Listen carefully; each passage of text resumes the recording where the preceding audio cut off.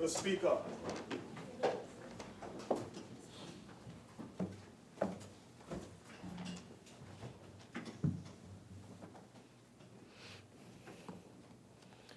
Almighty God, we give thanks to you, the creator of the universe, and humbly beseech you to direct and prosper the deliberations of the members of this house here assembled for the advancement of your glory and the trust and welfare of the people of Trinidad and Tobago. Grant that peace and happiness, truth and justice may be established among us for all generations. Amen. Amen. Namaste.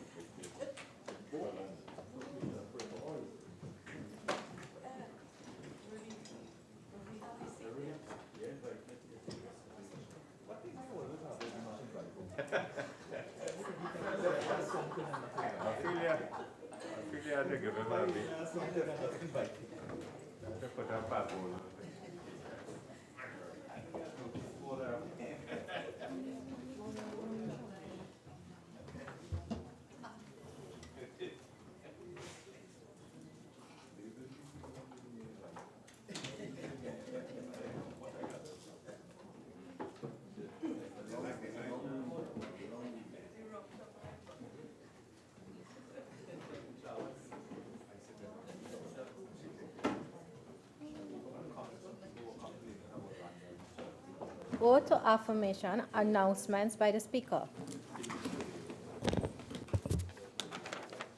Honourable members, I have received communication from the following.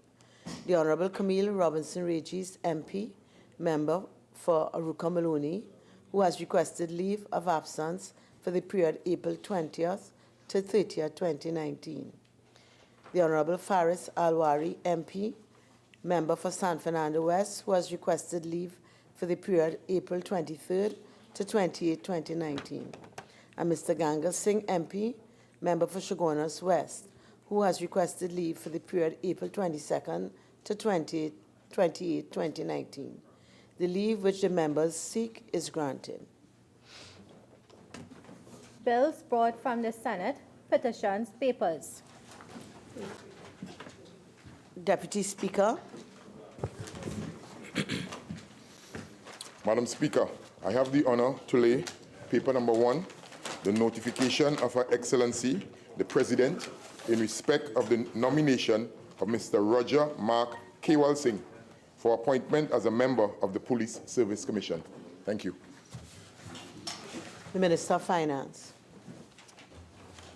Thank you, Madam Speaker. I have the honor to lay the following papers: the consolidated audited financial statements of Export TT Limited for the financial year ended September 30th, 2017, the audited financial statements of the National Commission for Self-Help Limited for the financial year ended September 30th, 2016, the audited financial statements of East Port of Spain Development Company Limited for the financial year ended September 30th, 2012, the audited financial statements of MIC Institute of Technology Limited for the financial year ended September 30th, 2017, the annual report of First Citizens Asset Management Limited for the year ended September 30th, 2018. I beg to move that papers 2 to 5 be referred to the Public Accounts Enterprises Committee. Honourable members, the question is that papers 2 to 5 be referred to the Public Accounts Enterprises Committee. Those in favour say aye. Any against? The ayes have it. Leader of the House. Thank you. Thank you, Madam Speaker. Madam Speaker, I have the honour to lead the following papers. The responses to the 16th report of the Public Administration and Appropriation, the examination into the implementation of the Public Sector Investment Programme. The responses are from the Ministry of Planning and Development and the Ministry of Sport and Youth Affairs. The responses to the 20th report of the Public Accounts Committee on the examination of the report of the Auditor General on the public accounts of the Republic of Trinidad and Tobago for the financial year 2017. The responses are from the Ministry of the Attorney General and Legal Affairs and the Ministry of Health. The ministerial response of the Ministry of Agriculture, Land and Fisheries to to the 5th report of the Joint Select Committee on Land and Physical Infrastructure on an inquiry into the state of the agriculture and fisheries industry in Tobago, with specific focus on the levels of participation in the industries and the output of the farmers. Thank you very much, Madam Speaker. Reports from committees, Prime Minister's questions, urgent questions. Member for Urupuch West. Thank you, Madam Speaker. To the Minister of National Security, in light of recent reports indicating that some 25 Venezuelan nationals were held for illegally entering Trinidad and Tobago, could the Minister inform this House what urgent measures have been taken by the government to have those persons formally deported to Venezuela? The Minister of National Security. Thank you very much, Madam Speaker. Madam Speaker, there is a process that's involved whenever Venezuelans and any foreign nationals are found to be illegal entrance into Trinidad and Tobago. The procedure that is taking place right now, immigration is in fact interviewing those persons who were detained in various police stations across Trinidad and Tobago. At the end of those interviews, once it's confirmed that they entered into the country illegally, they would then be charged and placed before the court. And pending that, what happens at the court, then they determine in terms of deportation, and those could follow on, Madam Speaker. Supplemental member for Urupuch West. Honourable Minister, can you tell this House how many Venezuelan illegal immigrants have entered this country since there was a pronouncement by the Minister of National Security that Venezuelans are going to be registered? I rule that question out of order. It doesn't arise. Member for Urupuch East. Thank you very much, Madam Speaker. To the Minister of National Security. Could the Minister indicate the number of Venezuelan nationals who have been held or questioned by the police for involvement in serious crimes in the last 3 months? Again, I would not allow that out of order.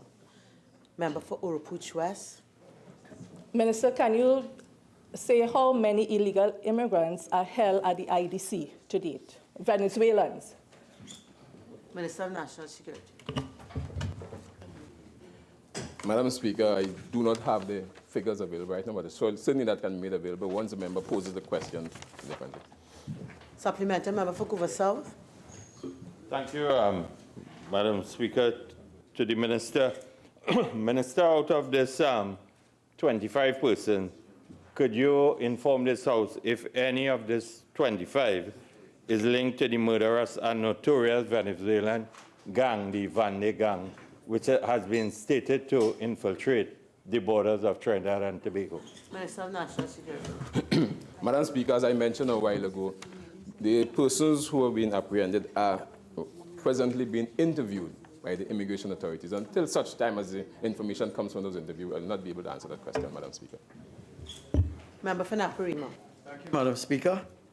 To the Minister of National Security, could the Minister inform the House as to the urgent measures being taken by the Trinidad and Tobago Police Service to address the infiltration of local gangs by criminal elements, including a number of notorious drug cartels operating out of the Delta Amacuro region in Venezuela?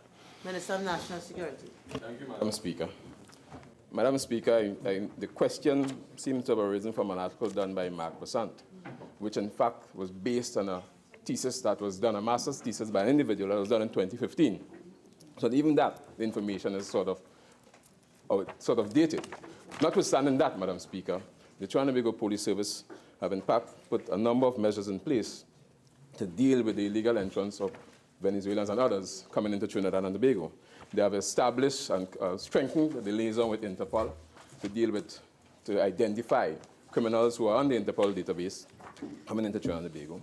They have also strengthened the liaison between the local intelligence unit, the Strategic Services Agency, the Organized Crime and Intelligence Unit, and of course other local intelligence agencies to monitor the movements of Venezuelans illegally and legally into Trinidad and Tobago. They've also monitoring the connections between Venezuelans criminals who have been identified in Trinidad and Tobago and the local gangs So the number of monitoring and intelligence gatherings taking place right now from the Trinidad and Tobago Police Service, Madam Speaker. Supplementary, member for Naprima. I understand that monitoring is taking place, but could the minister state whether Venezuelans resident here and who are facilitating the alleged infiltration of local gangs have been identified? And if so, when will deportation proceedings begin? So I'm asking specific numbers.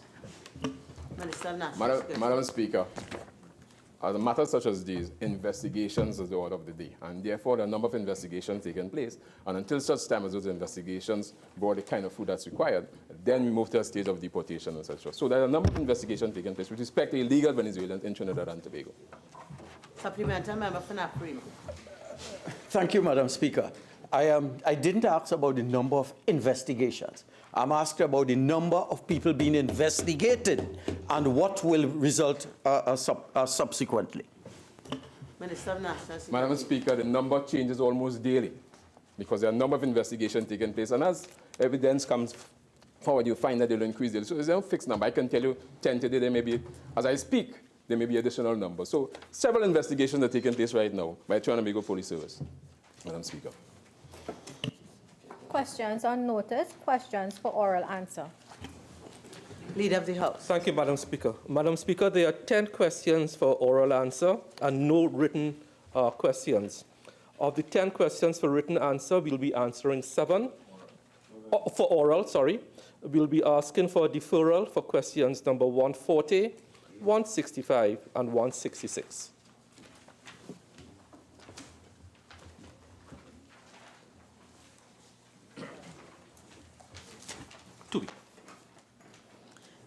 Member for Barataria Sanwan. Thank you, Madam Speaker. On behalf of the member for Barataria Sanwan, question number 133 to the Minister of Tourism. Minister of Tourism. Thank you very much, Madam Speaker. Madam Speaker, cruise lines book their itineraries 2 to 3 years in advance, and these bookings are made at the discretion of the cruise line and take many factors into account. However, during the 2019 Carnival period, culminating on Carnival Tuesday, 4,457 cruise passengers arrived in Trinidad and Tobago. On arrival, cruise passengers are exposed to elements of our national culture from the moment they arrive on the quayside, where they can view and participate in carnival-type activities. Cruise passengers also participate in pre-booked tours to panyards, mass camps, and lately, the Carnival Arts and Cultural Display at the Stallmeyer's Castle, which features carnival-associated and culturally relevant experiences. Further, the Ministry has held discussions with the National Carnival Commission and other private operators on the establishment of a carnival village. Lastly, the Ministry is in discussions with an interested party who has expressed an interest in promoting a special charter carnival-themed cruise to Trinidad during the carnival weekend. Member for Oropouche West. Thank you, Madam Speaker. Question number 117 to the Minister of National Security. Minister of National Security. Thank you, Madam Speaker. Madam Speaker, given the insidious nature of gangs in that they operate in a clandestine manner, with vacillating membership and without standardized procedures, the Trinidad and Tobago Police Service cannot verify the age of every gang member, and therefore cannot determine whether gang membership is increasing or decreasing for different age groups among gangs. Given the response provided that A, the Trinidad and Tobago Police Service is not in a position to provide the current number of persons under the age of 18 years that are gang members. And, Madam Speaker, with the advent of the Gang Act and the subsequent coming on stream of the former Criminal Gang Intelligence Unit, which previously had a responsibility for all matters pertaining to gangs in Trinidad and Tobago, a decision was taken as part of the overall strategy to treat with gangs to introduce an initiative geared at reaching out to schools and communities which displayed high levels of gun violence and manifested symptoms of what can be considered gang culture, through the Social Intervention and Research Unit of the now-defunct Criminal Gang Intelligence Unit.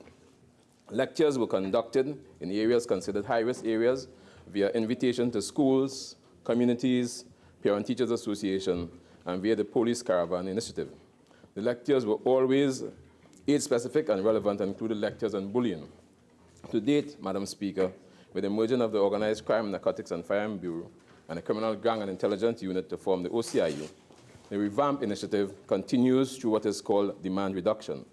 The initiative now exposes the target group consisting of young persons either residing in high-risk areas or attending school in high-risk communities to such information as bullying, illegal drugs, and firearms, whilst also concentrating on the negatives of making wrong choices, such as joining gangs. Madam Speaker. Supplemental member for Naparimo. Thank you, Madam Speaker. In the light of the information provided by the Attorney General when we were discussing the anti-gang bill, why is it the Minister is not in a position to tell us whether, there has been an increase in the number of gangs? Minister of National Security. Madam Speaker, I thought I just explained why we cannot, because of the type of gangs that exist in Trinidad and Tobago, the nature and the composition of the gangs. I thought I just explained that. Madam Speaker. Supplemental member for Oropouche West. Sir, is it true that over 100 gang members from Ivande, the gangs in Venezuela, have infiltrated our local gangs? I'm not going to allow that based on the response. Member for Naparimo. Madam Speaker, my information about gang units in the United States is that gang units know everything about gang members in their precincts. And the question is, why is our gang units in the TTPS not functioning based on international benchmarks and expectations? Madam Speaker, gang culture is different from country to country.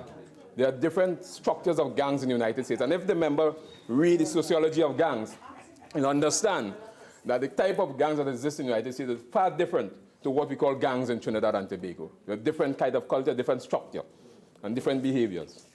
So, Supplemental member for Naparimo. Minister, aware that there's an internationalization and globalization of gangs, in which gangs in the United States have connections with gangs in Latin America and the Caribbean, and therefore there's a commonality to the behavior.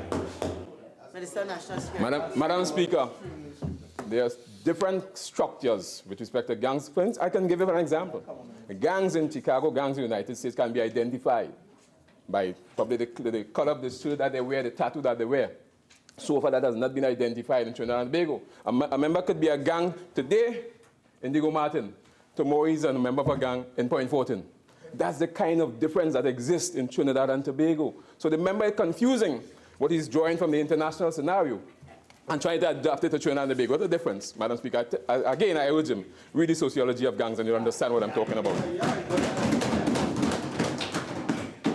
Member for Shogunas East. Thank you very much, Madam. Thank you very much, Madam Speaker. Question 149 to the Minister of Tourism. Minister of Tourism. Thank you again, Madam Speaker.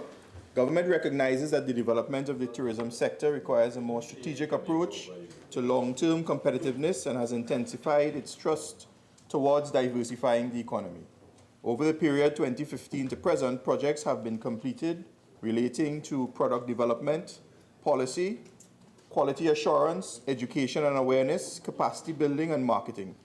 Major hard projects completed at sites include the following: the Maracas Beach Facility Improvement Project, which included the completion and construction of 18 new vending booths, increased parking, roadworks, upgraded washroom facilities, construction and operationalization of a new wastewater treatment plant.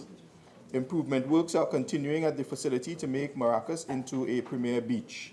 The ministry also implemented new facilities management arrangements with UDICOT and NIPDEC with a view to the improved and sustainable management of the facility.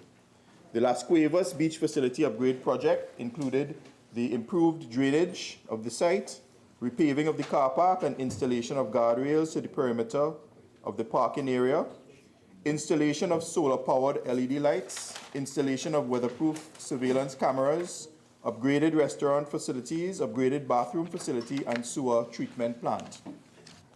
At the Manzanilla Beach Facility Upgrade Project, this included the repaving of the car park, perimeter fencing, installation of solar-powered LED lights, installation of weatherproof surveillance cameras, removal of dilapidated and deteriorated precast tables and seats, and installation of mosaic tiles on existing concrete tables, refurbishment of guard booth and upgraded restaurant facilities and general landscaping.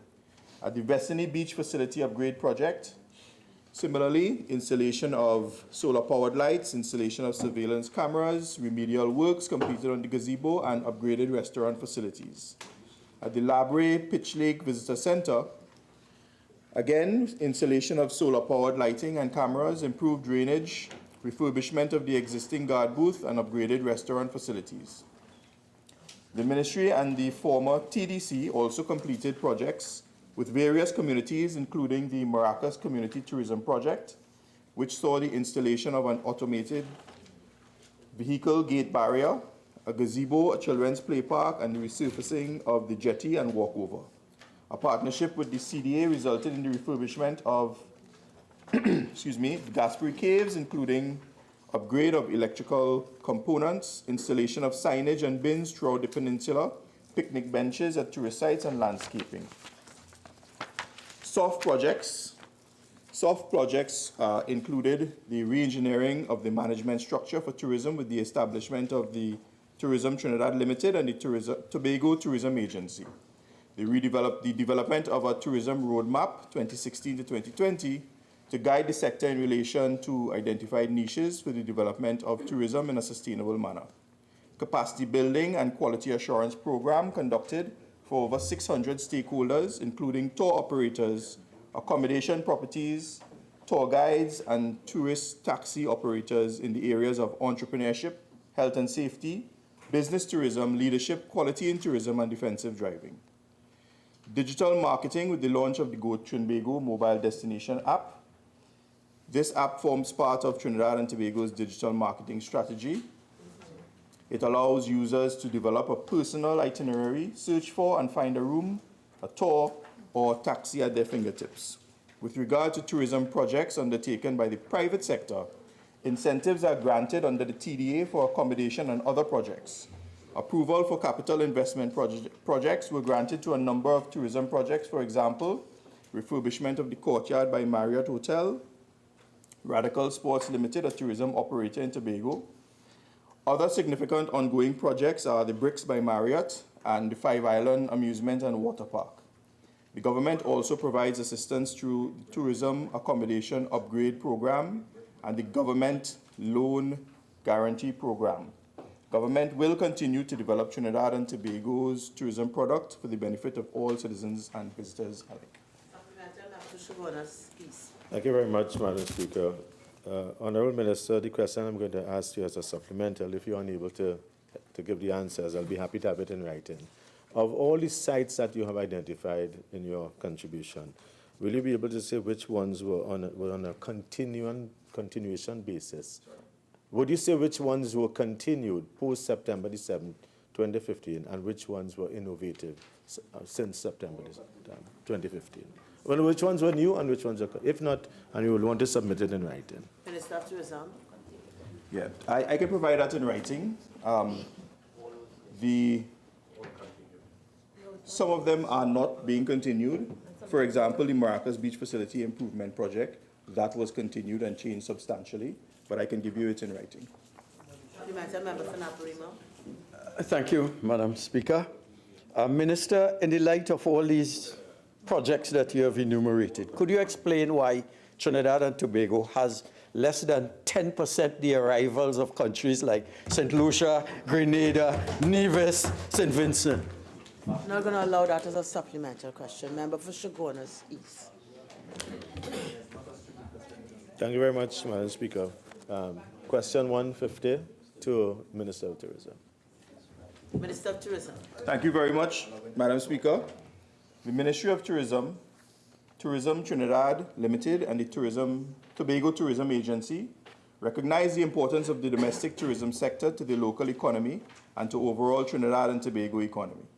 In this regard, the following initiatives geared to creating, marketing, promoting, and supporting the sector are being undertaken to boost local tourism. These include domestic tourism initiatives and campaigns aimed at increasing occupancy and visits to local sites and attractions, especially during the months of July and August. One concept will follow the staycation, where locals are encouraged to vacation at home. This initiative will benefit the local communities, businesses, accommodation providers, and tour and taxi operators. partnerships with various organizations to promote local events and festivals. These include partnering with various corporations, for example, the Point Fortin Borough Corporation, in celebrating the 39th anniversary as a borough, and the Carly Bay Fish Fest,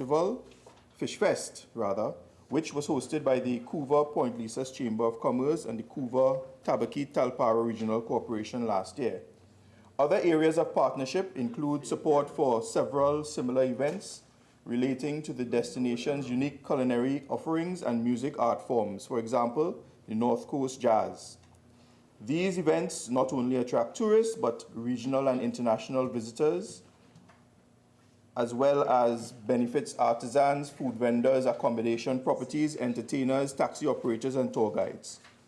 Further, the ministry is working closely with the Ministry of Community Development, Culture and the Arts to plan for the hosting of the Carry Festa, which will create beneficial opportunities for local stakeholders, entertainers, and communities, and encourage nationals to stay at home during the August period to participate and experience the various events.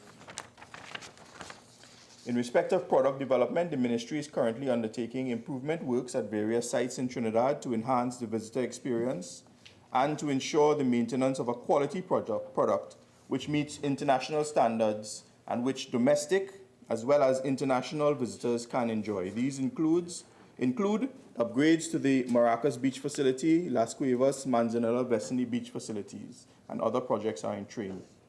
As part of the domestic education and awareness campaign, a series of educational videos are to be developed to take into consideration the local tourism environment, which has the potential to impact the economic diversification of the country, including job creation, sectoral development, cultural and attitudinal change. Social media and digital platforms are also being utilized to promote the destination and its offerings locally, regionally, and internationally.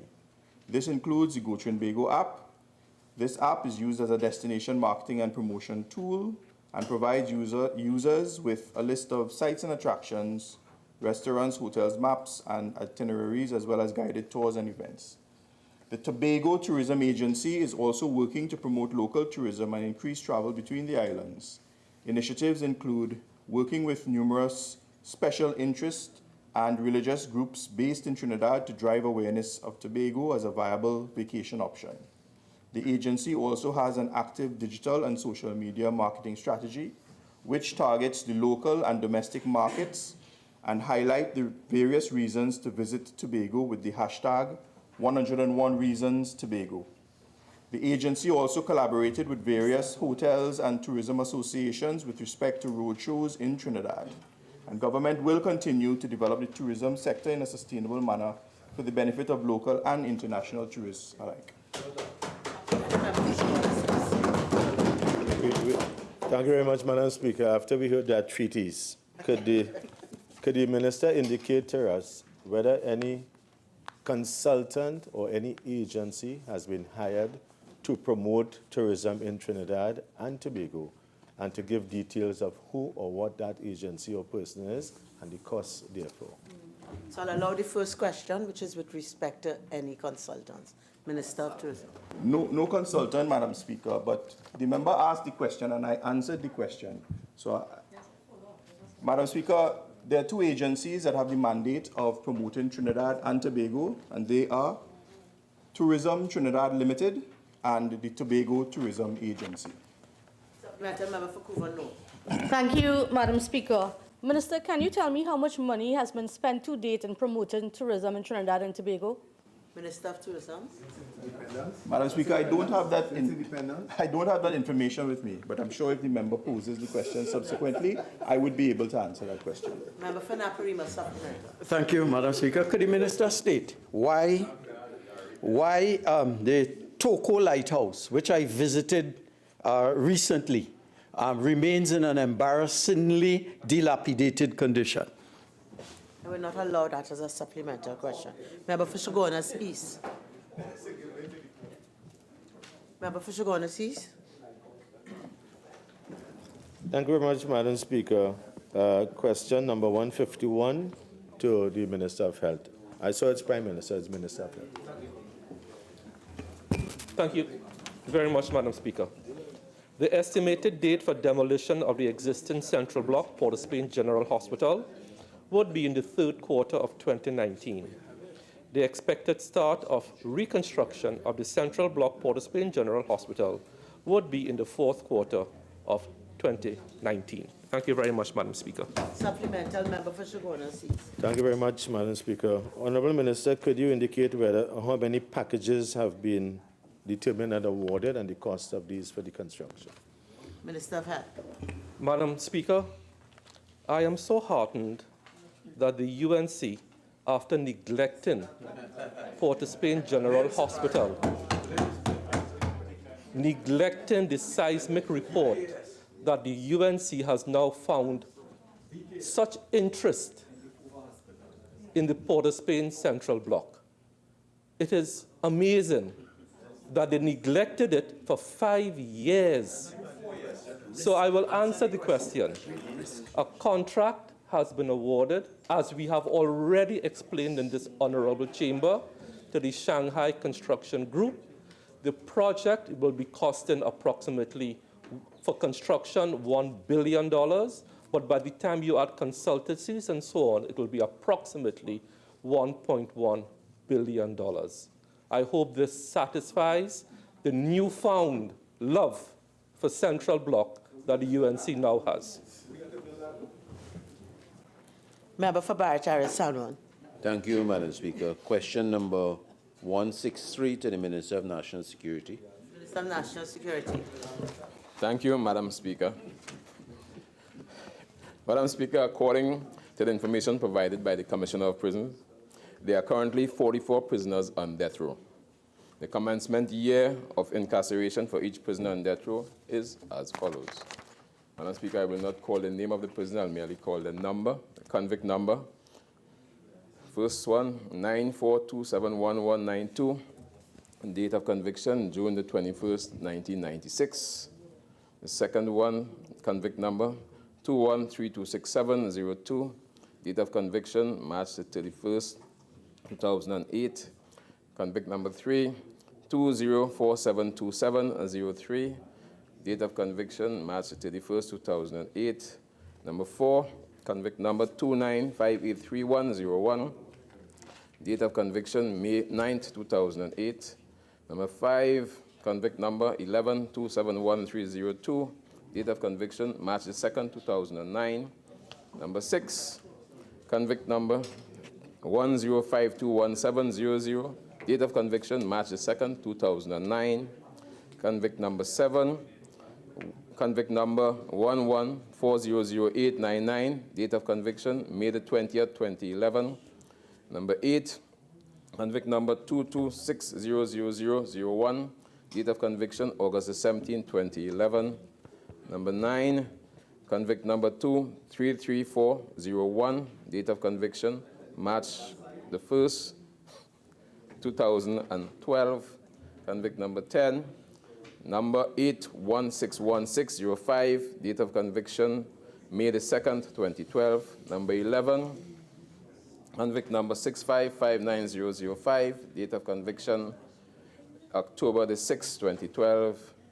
Convict number 12, 263768804. Date of conviction, July the 31st, 2013. Number 13, convict number 27602801. Date of conviction, September the 13th, 2013. Convict number 14, number 301000702. Date of conviction, November the 8th, 2013. Number 15, number 124057000.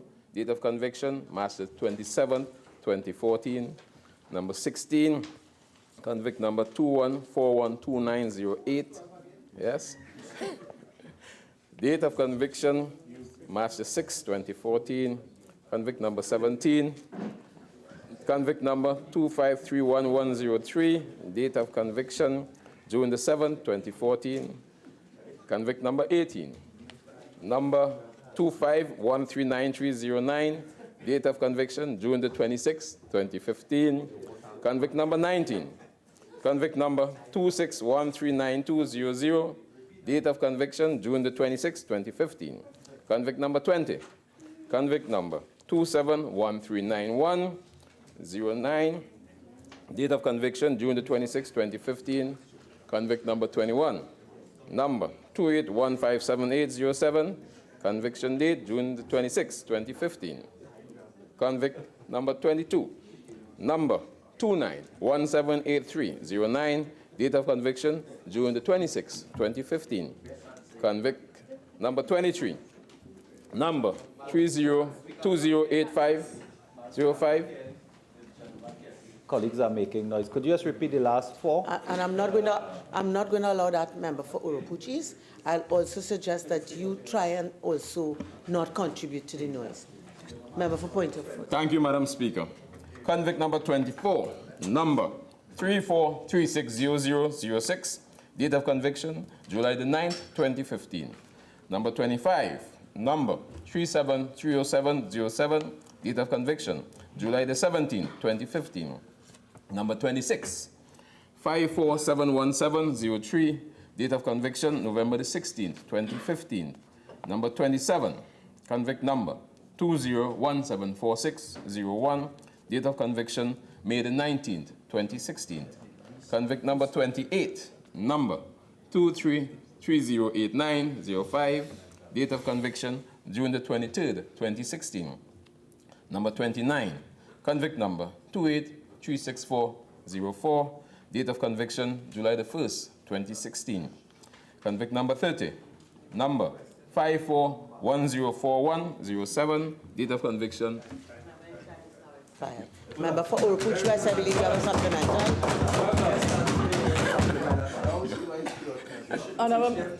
Honorable Minister, Yes. have any of these prisoners explored the option under the doctrine of Pratt and Morgan? Any of these prisoners? And I'm not going to allow that as a supplemental question. Member for Oropuch East. Thank you very much, Madam Speaker, and thank you very much for the Minister for the very detailed response today. Could I ask the Minister, I know time ran out on you, but in terms of the amount, the number of prisoners, the total number, as opposed to 1 to 29, I think you stopped at 29. What is the total figure? I believe that question was answered. And you see, if all members would abide by Standing Order 53, we won't miss some of the important information. That question was answered. I will not allow it. Supplemental. Member for Caroni East. Have any of these convicted prisoners appealed their cases to the international organizations like the Mercy Committee and the international organizations which deal with amnesty and so on?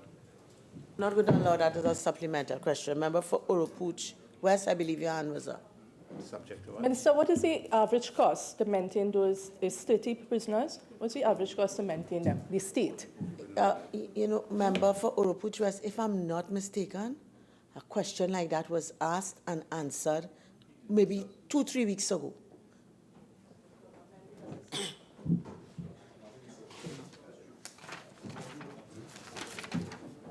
Member for Oropuch West. Thank you, Madam Speaker. Question number 167 to the Minister of Agriculture, Land and Fisheries. That's 167? Yeah. Yes. Thank you, Madam Speaker. On behalf of the Minister of Agriculture, Lands and Fisheries, Madam Speaker, at this time, financial assistance has been processed for 4 registered farmers in the Lucero area affected by the earthquake of August 21st, 2018. This financial assistance for the 4 farmers is $122,000 and is to be paid by the end of May 2019 to the farmers. Other claims are being reviewed at this time.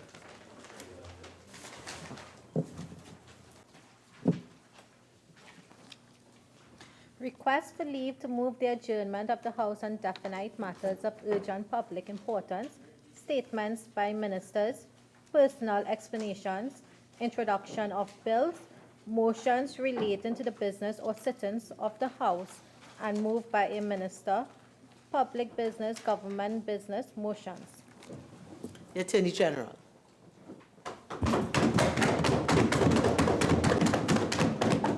Thank you very much, Madam Speaker. Madam Speaker, I beg to move the following motion standing in my name. Be it resolved that the Senate amendments to the Non-Profit Organizations Bill 2019 listed in the appendix be now considered.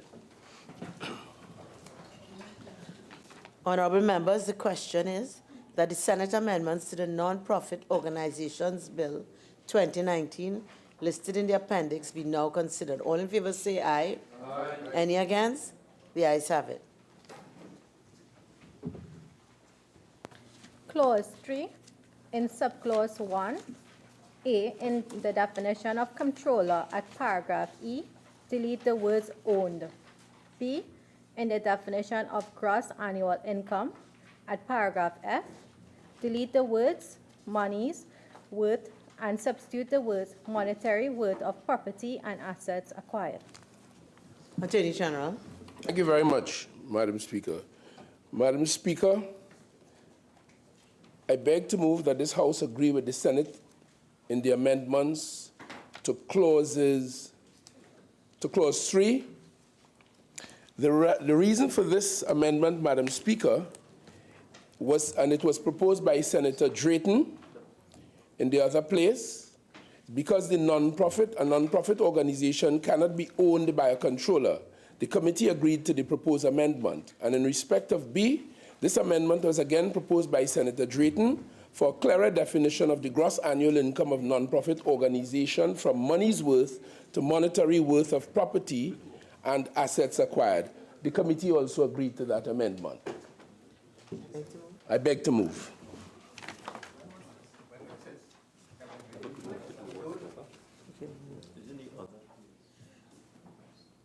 May I just hear the whip? You have something to say? Madam Speaker, the Leader of Government would just like to have a discussion with you. All right. So I believe there's agreement by all the sides to do all the amendments en bloc. Yeah. Okay, so thank you. And no need to read. And well, I think the clerk will have to stand up and read all of the amendments, and then we take the contribution.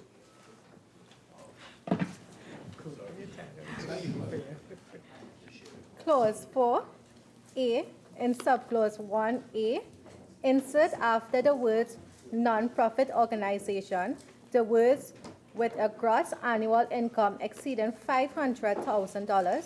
B, insert after subclause 2 the following new subclause 3, where a non-profit organization under subsection 1 is registered under this act. The regulator shall, using a risk-based approach, determine the level of supervision required for the non-profit organization under the Financial Intelligence Unit of Trinidad and Tobago Act. Clause 5, insert after subclause 4 the following new subclause. A society registered under the Friendly Societies Act is exempted from the requirement to be registered as a non-profit organization under this act. Clause 6, insert after subclause 2 the following new subclauses. 3, where the Registrar General refuses to register an applicant under subsection 5 or refuses to renew an application under section 7, the Registrar General shall, within 14 days of such refusal, issue a notice to the applicant and provide reasons in writing within 14 days thereafter.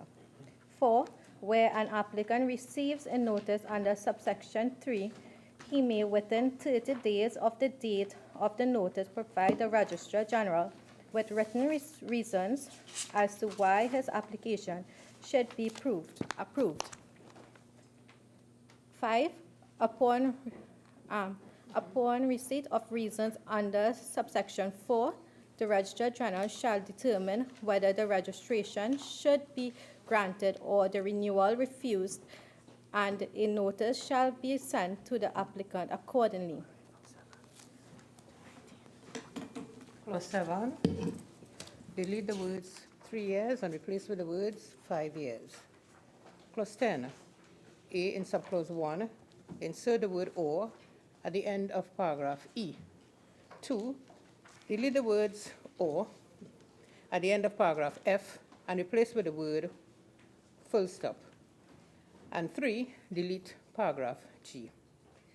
In subclause 2, delete the word notice and replace with the words notice giving reason for the cancellation. Clause 12, delete. Clause 14, A, delete the word 1 in subclause 1.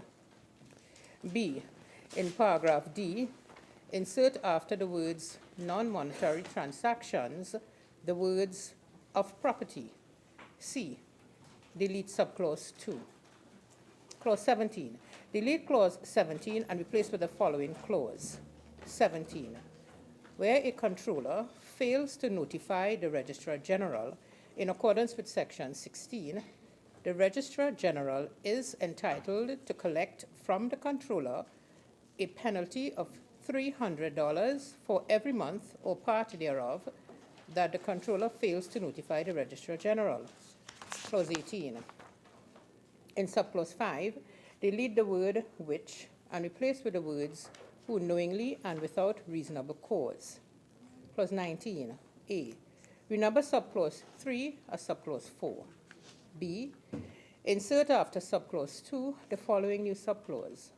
3, where the regulator, in exercising its powers under Section 18G of the Financial Intelligence Unit of Trinidad and Tobago Act, determines that a non-profit organization is not keeping the records required under this section, it shall issue a notice to the non-profit organization requiring it to provide the records within such time as the regulator determines. C, in renumbered subclause 4, delete the word which and replace with the words who knowingly and without reasonable cause. Clause 20.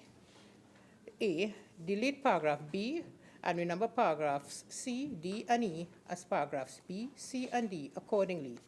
B, delete the word or at the end of the renumbered paragraph C. C, delete the word comma at the end of the renumbered paragraph D and insert the word semicolon. D, insert after the renumbered paragraph D the following paragraphs.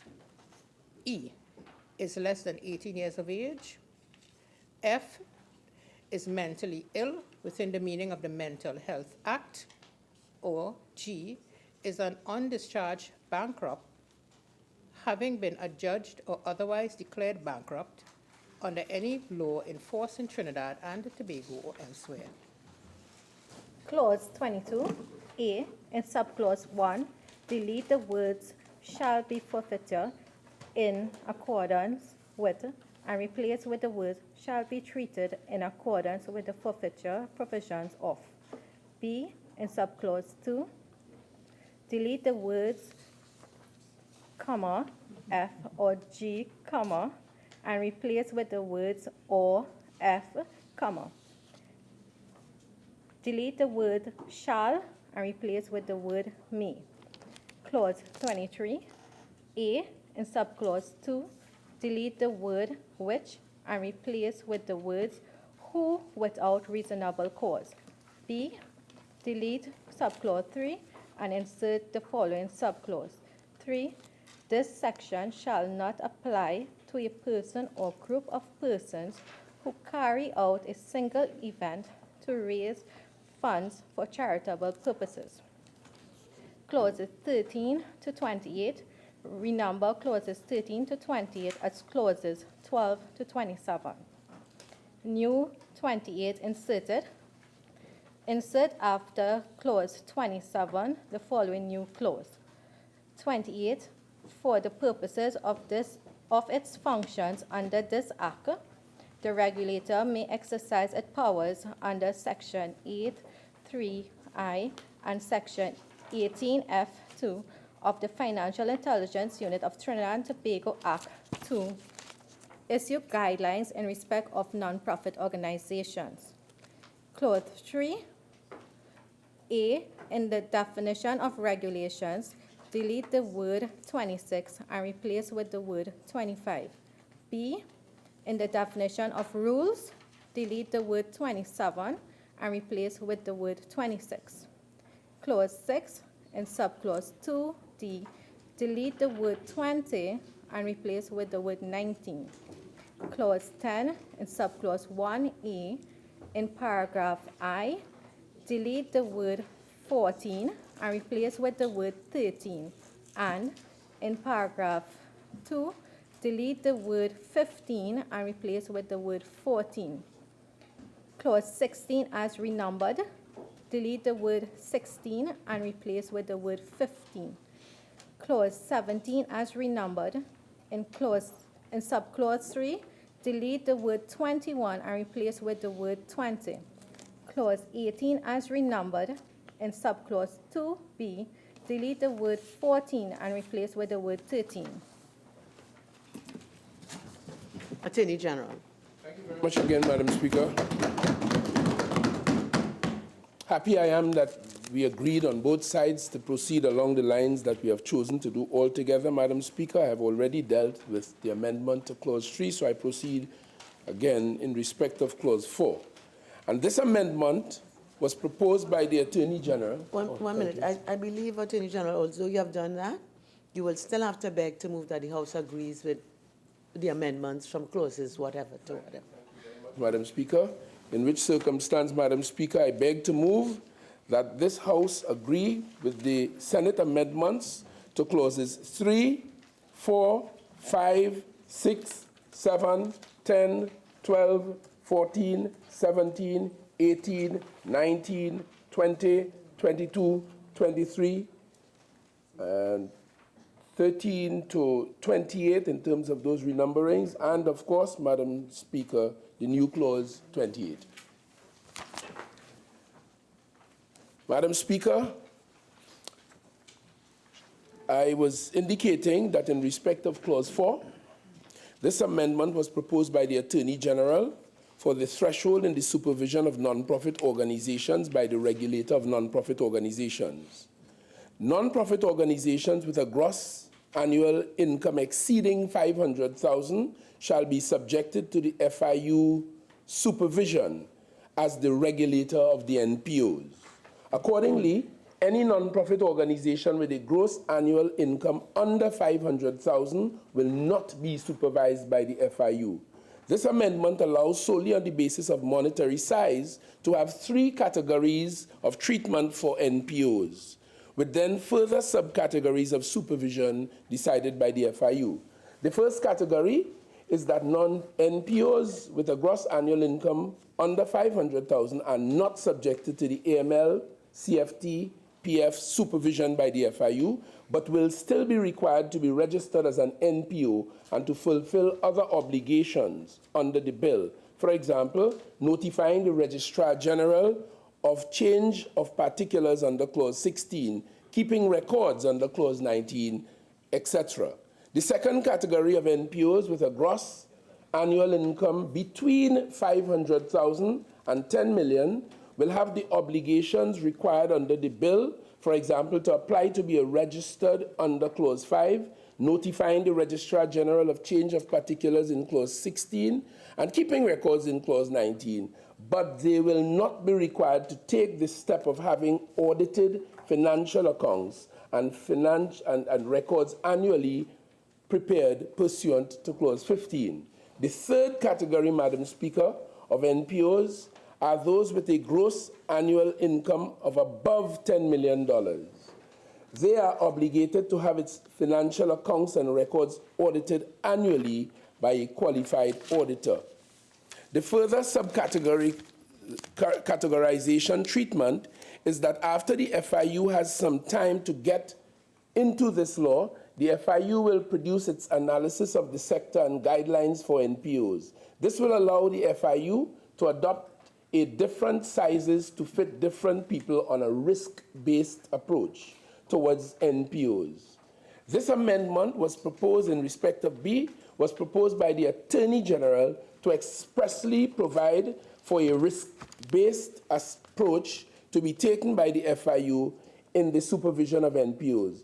This will allow, as I said, for different sizes to fit different people on a risk-based approach after the FIU produces its analysis and guidelines in respect of its supervision of NPOs. In respect of Clause 5, Madam Speaker, This amendment was proposed again by the Attorney General to exclude friendly societies from the requirement to be registered as an NPO because they are already regulated under a different regime, i.e., the Friendly Societies Act, Chapter 3250.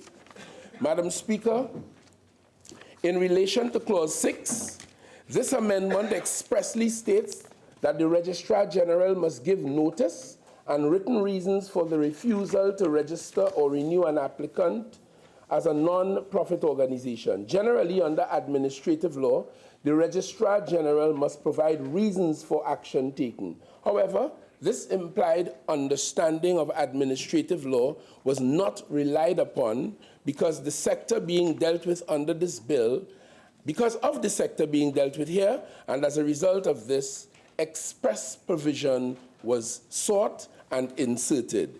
This amendment also allows further due processing in relation to the refusal of the Registrar General. An applicant is now allowed within 30 days of refusal notice to provide written reasons to the Registrar General as to why his application should be approved. The Registrar General must then consider those reasons and determine whether registration should be granted or the renewal refused, all in keeping with due process and observing the principles of natural justice. Madam Speaker, in relation to Clause 7, this amendment, again proposed by the Attorney General, allows a longer period for the re-registration of non-profit organizations. In relation to Clause 10, this is a consequential amendment because of the deletion of Clause 12, namely the removal of the power of the regulator of a non-profit organization to recommend the cancellation of registration of an NPO. This is a simple drafting style amendment to make it clearer that the notice being referred to in the provision is the notice giving reason for the cancellation by the Registrar General.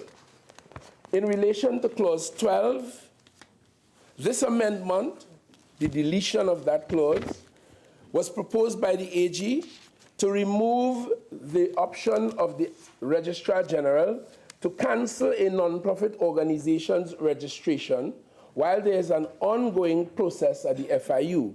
Clause 12 allowed the Registrar General the ability to cancel the registration of an NPO before the FIU had finished its administrative process under the FIU unit, FIU of Trinidad and Tobago Act, which would not be proper. Therefore, Clause 12 was entirely removed. In relation to Clause 14, this is a consequential amendment because of the deletion of subclause 2. This amendment was proposed by independent Senator Drayton for non-monetary transactions to be further specified to non-monetary transactions of property. The committee agreed to the proposed amendment. This amendment to remove subclause 2 was proposed by the Attorney General because the obligation to have disclosure of financial accounts or records at any time, which is accurate, is potentially difficult to accomplish, as well as at a higher standard than Clause 15. The obligation of the controller of the NPO to ensure that financial accounts and records are kept is sufficient.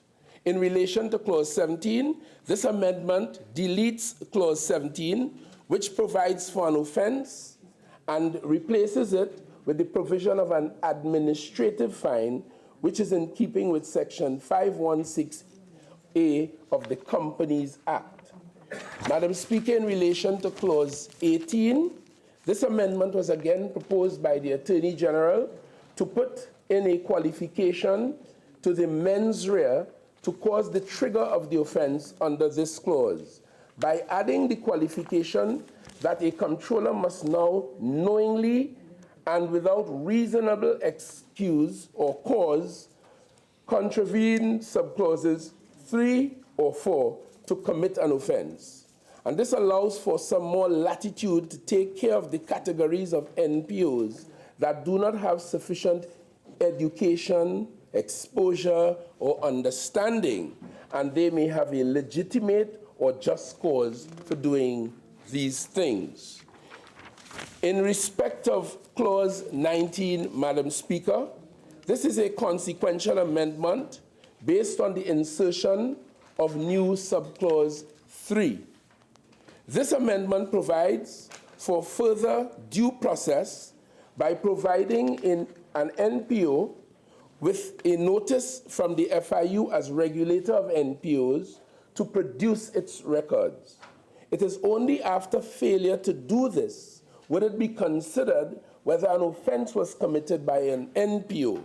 By insertion of this step, there is no longer an automatic breach of this clause for failing to keep records, all in an attempt to give ample opportunity to demonstrate the propriety of the actions of the NPO in accordance with good practices and the law. In relation to that, this amendment proposed by the Attorney General provides for a qualification on the mental intent to cause the trigger of the offense under this clause by adding in the qualification a controller must, as I said earlier, knowingly and without reasonable cause contravene subclauses 1 or 2 in order to commit the offense, added in a mens rea. In relation to clause 20, this amendment removes the undue restriction of disqualifying a person from acting as a controller of a non-profit organization on the basis of a conviction. I recall that generated some discussion around here. And in respect of B and C, these are consequential amendments on the insertion of new paragraphs E to G. And in relation to D, this amendment follows the formula used in Section 8 of the Companies Act, which specifies the type of individuals which may form or join in the formation of a company. Clause 22, this amendment, again proposed by the Attorney General, is a drafting amendment designed to tidy up the language used as it relates to the Proceeds of Crime Act and the Anti-Terrorism Act. In respect of B, the deletion of comma, F or G is a consequential amendment as a result of the deletion of clause 10G. The replacement of shall with may provides the Attorney General with the discretion to make an application to a judge of the High Court, and the Attorney General is not mandated to make the application. Madam Speaker, in relation to clause 23, this amendment, yet again proposed by the Attorney General, provides for a qualification on the mental element to cause the trigger of an offense under this clause. By adding in the qualification, a controller must now, without reasonable cause, contravene subclause 1 in order to commit an offense. It was felt by the Attorney General that in this universe of non-profit organizations, that someone may have the need for a defense that they just simply did not know certain aspects or understand certain aspects of the business, or could not comply with it from a strict point of view. So we think that it is important to relax this provision by loosening the mental intention requirement. In respect of B, this inserted amendment is to address persons who may find themselves caught by the offense of non-solicitation under this clause. However, they may not wish to belong to the NPO organizations sector because they are having a one-off event to raise funds for charitable purposes. Accordingly, a person or group of persons carrying out a single charitable event will not face the penalty under this clause for solicitation of funds whilst not registered under the law. In respect of clauses 13 to 28, a renumbering is necessary, and this is consequential based on the insertion of the new clause 28. And in relation to the new clause 28, Madam Speaker, this amendment, again proposed by the Attorney General, ties in with the amendment made to clause 4. It makes it abundantly clear that the tiered system of the treatment of NPOs would be managed by the FIU by their powers given under the FIU Trinidad and Tobago Act, including the power to produce guidelines for NPOs. This will allow the FIU to adopt different sizes to fit different people on a risk-based approach towards NPOs. Consequential amendments, as indicated earlier, in relation to clauses 3, 6, 10, all consequential as a consequence of the insertion of that new 28. In respect of 16, 17, and 18, as well, all consequential renumbering as a consequence of the insertion of the new 28. Madam Speaker, with those things said, I beg to move.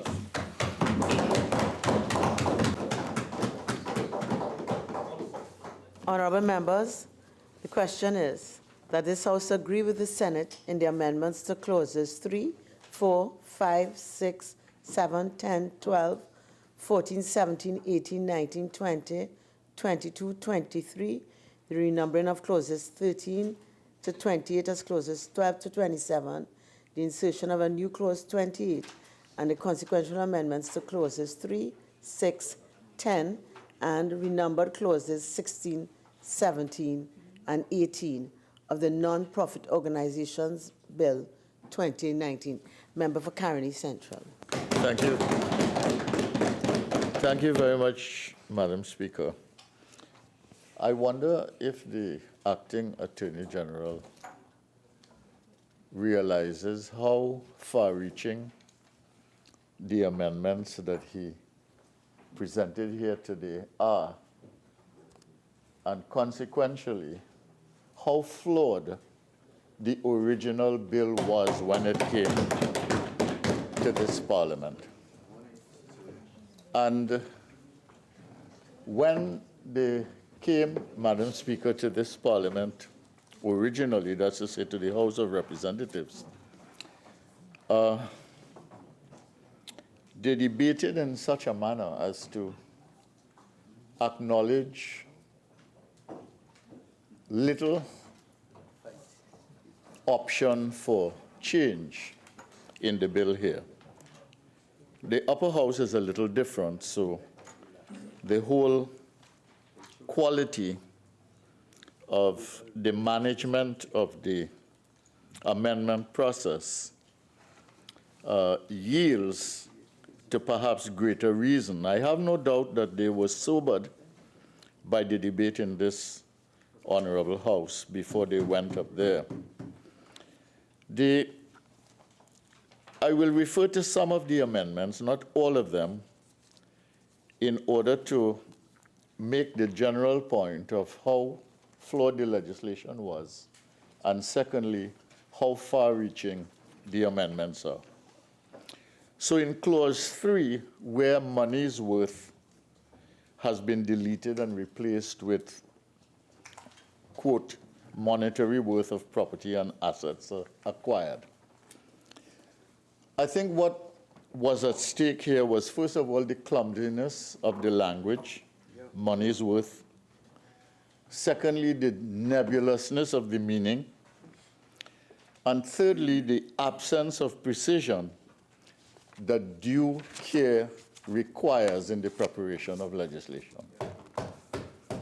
And all of these things were captured by the amendment of that simple little clause, clause 3. And in clause 4, we have insert. We are inserting in there with a gross annual income exceeding $500,000. Now, the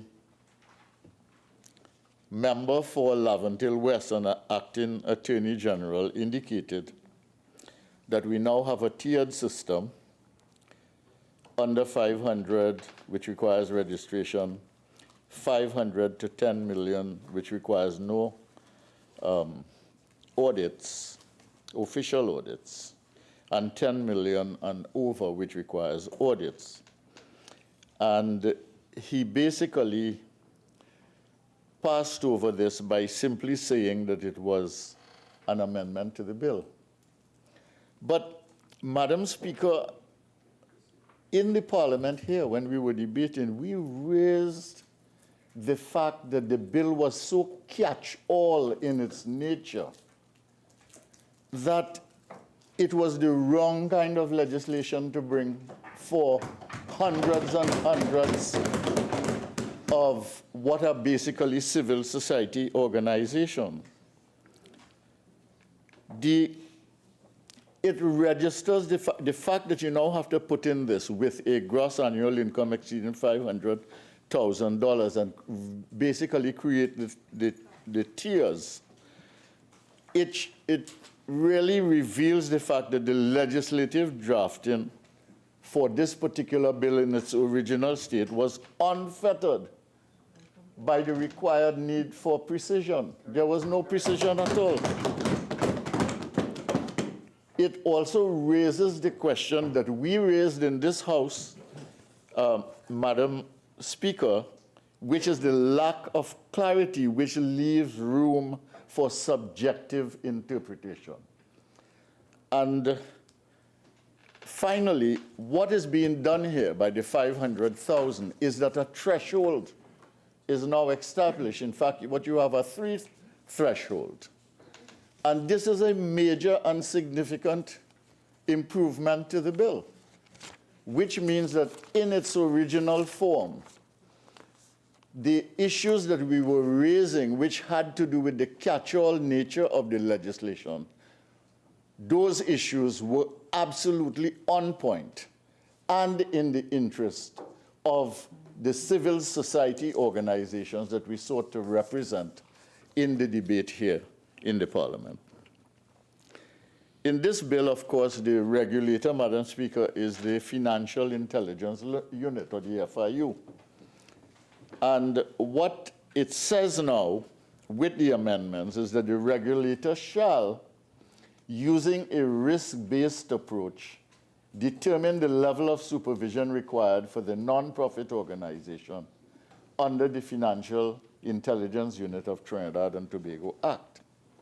So, what was not there before, Madam Speaker, was the acknowledgement that you couldn't use a catch-all approach, that you had to be much more discriminating in the way you looked at NGOs. And thirdly, it now introduces a risk management element in the legislation. So, in addition to graduating levels of supervision and scrutiny, which are now required, you now have a risk management approach.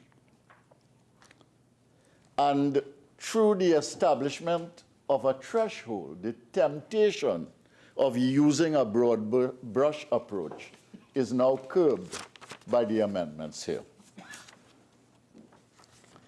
In Clause 5, friendly societies are exempt.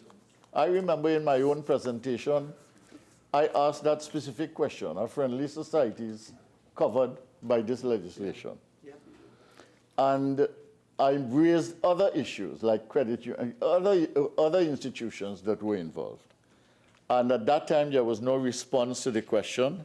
I'm glad the matter is corrected because there is a Friendly Societies Act that exists in Trinidad and Tobago, which governs those institutions.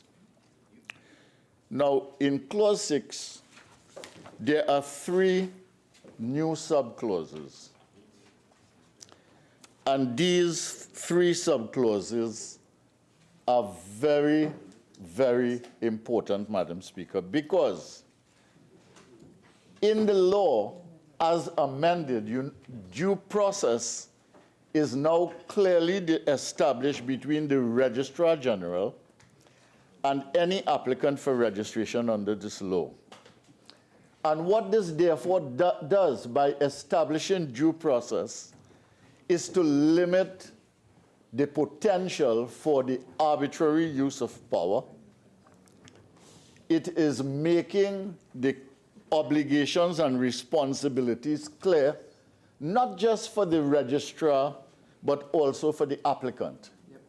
And due process is a very important thing in law. It's a very important thing in the process of justice. And it was absent in the legislation, Madam Speaker. And we raised the issue when we spoke in this Honorable House of the potential for the abuse of power and the arbitrary use of power under the Act, dealing with what are essentially ordinary people who are gathered, perhaps sometimes in their tens, in their scores, sometimes maybe 40 or 50, to do some kind of non-governmental activity, some kind of social work, some kind of support activity to enhance the quality of life in Trinidad and Tobago. So we are glad to see this particular provision, which allows for due process and states very clearly what is required of the Registrar General and what is required of the institution through the person who is managing and leading that institution and dealing with the registration process with the registrar. Clause 7, the cycle of re-registration, the time is increased from 3 to 5 years. I think that that is an important, it's not a big thing, but it makes a big difference. 5 years is a lot different from 3 years, and it makes the cycle more manageable. It gives the institution more time to do its work and to show its progress before it has to re-register, because under the law, when you come to re-register, it is possible then you can be denied. And again, as we see in later clauses in the bill, that process is also cleaned up and it is made a little more responsible on all accounts to make the process smooth and to deal with the question of mutual obligations. I want to go now to clause 10, where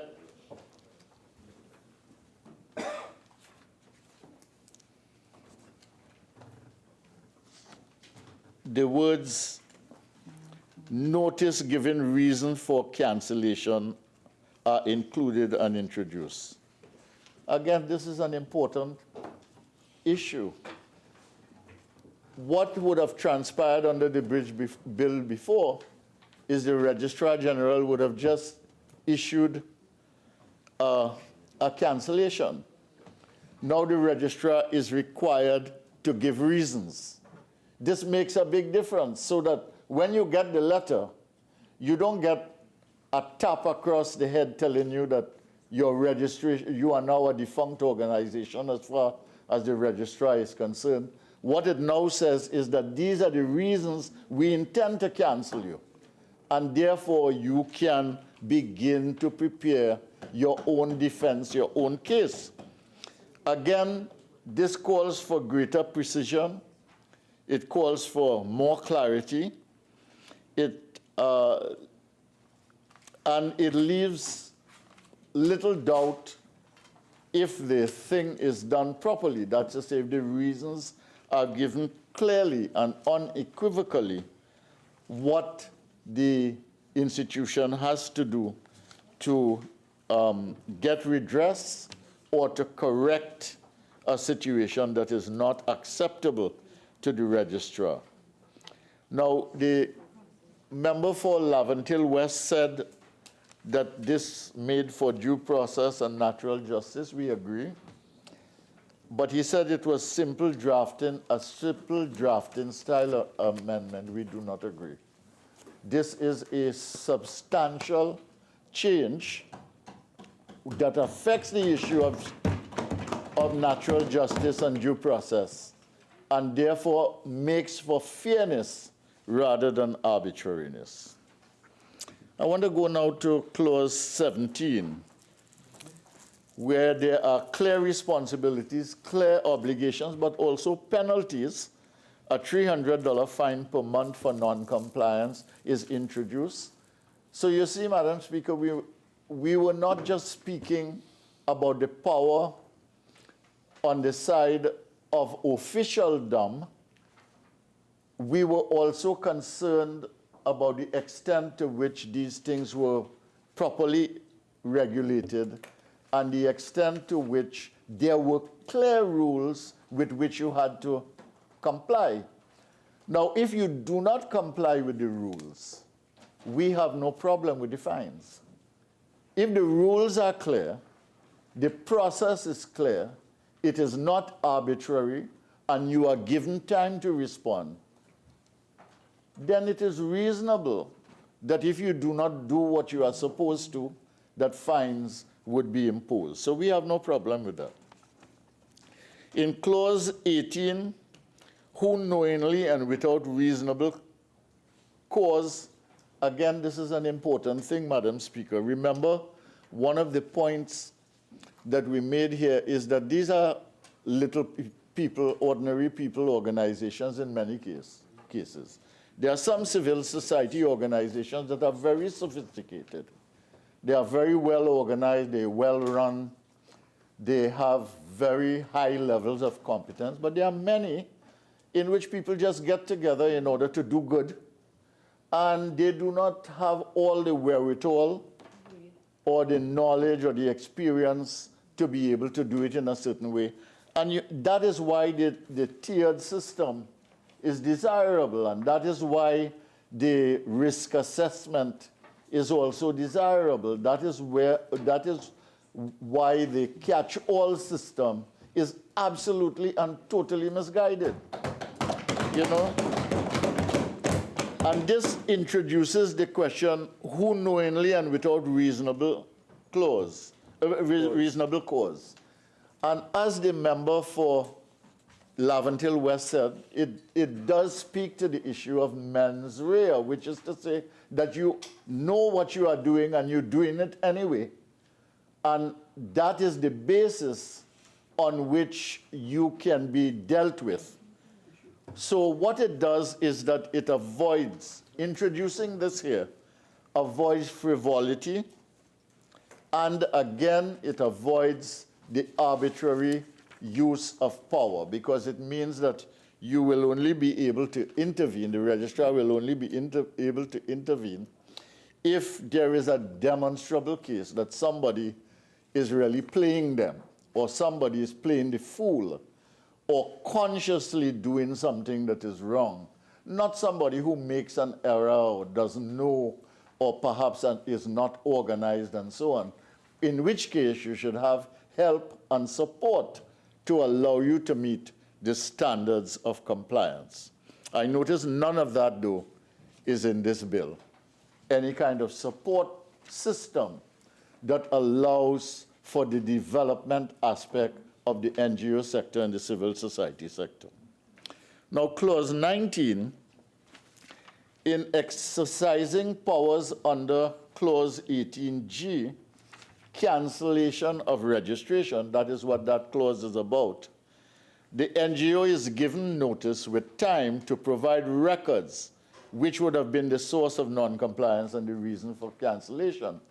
So again, we welcome this, because not only does the registrar have to write to the NGO and say, we intend to cancel and this is why, but in exercising those powers, the NGO now has the opportunity to speak to the registrar and say, look, you have given us such and such a time, and we are going to be preparing our stuff.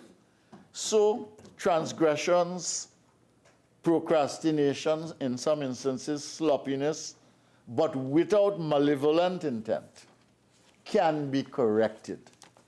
And therefore, it speaks to one of the important issues that we raised here, which is that you cannot pass legislation assuming that everybody is guilty and they have to provide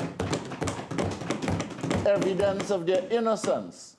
If you grant them their innocence, and you have due process, and you have clear rules, and you have penalties, therefore consequences for non-compliance to the rules, then you have a working system in a democratic society. And that is what we were after, Madam Speaker. And some of these amendments improved the bill. Now, clause 22, you have this very sloppy wording, shall be forfeited in accordance with. You know, the AG is big on forfeiture. So that has now been replaced by, and I quote, shall be treated in accordance with the forfeiture provisions of, and they outline the bill. Again, it's a little more elegant, all right? More than that, it's a little more restrained because it refers to the law. It is a little less power crazy, Madam Speaker. We see in the use of language, the difference of the phrase, a little more concern for the law and due process because it refers to another law. And as I said, there's a little more elegance in the drafting of this piece of legislation, which you always hope for. It's not always possible, but you strive for it because you want the law to read well and to be interpreted clearly. Clause 23. Now, the member for Laventille West passed over this one by simply mentioning it, but without too much of an explanation. And that is the clause 23.3, which says, now, this section shall not apply to a person or group of persons who carry out a single event to raise funds for charitable purposes. Now, when the leader of the opposition spoke, she spoke about that. When the member from Orapooch spoke, he spoke about that. When I tried to speak about it, they prevented me from speaking about it. So, but it's a very important clause. Because if you don't have this clause, the people in Presal who had choker night on Good Friday could not have it to raise funds. Okay? If you have this clause, ordinary little, we did something with Valley Boys. Valley Boys could not be involved in getting the funds in order to get the trophies and so on. So it is a very important clause which allows for one-off volunteer activity and allows for developmental activity. In this case, as I mentioned, when we spoke on the bill, the issue of social capital, which is so critical for the development of any society. We talk a lot about intellectual capital, but just as important, if not perhaps more important, is the issue of the building of this social capital, this capacity to cooperate with each other in order to get things done. And then in clause 28, you now have the introduction of regulations. So the regulation may now provide guidelines. So now all will be clear about the rules, what the rules are. And when you have clear rules, everything is better. Because you know very clearly, very precisely, what is being violated, what is not, and when the rules are being followed. So the issue from the beginning with this piece of legislation was how to keep the non-profits, the NGOs, the civil society organizations accountable and doing what they were established to do, so that the idea of regulation and regulating the sector was never considered by our side, by the UNC, was never considered unreasonable. But we found it very unreasonable how the government wanted to do it.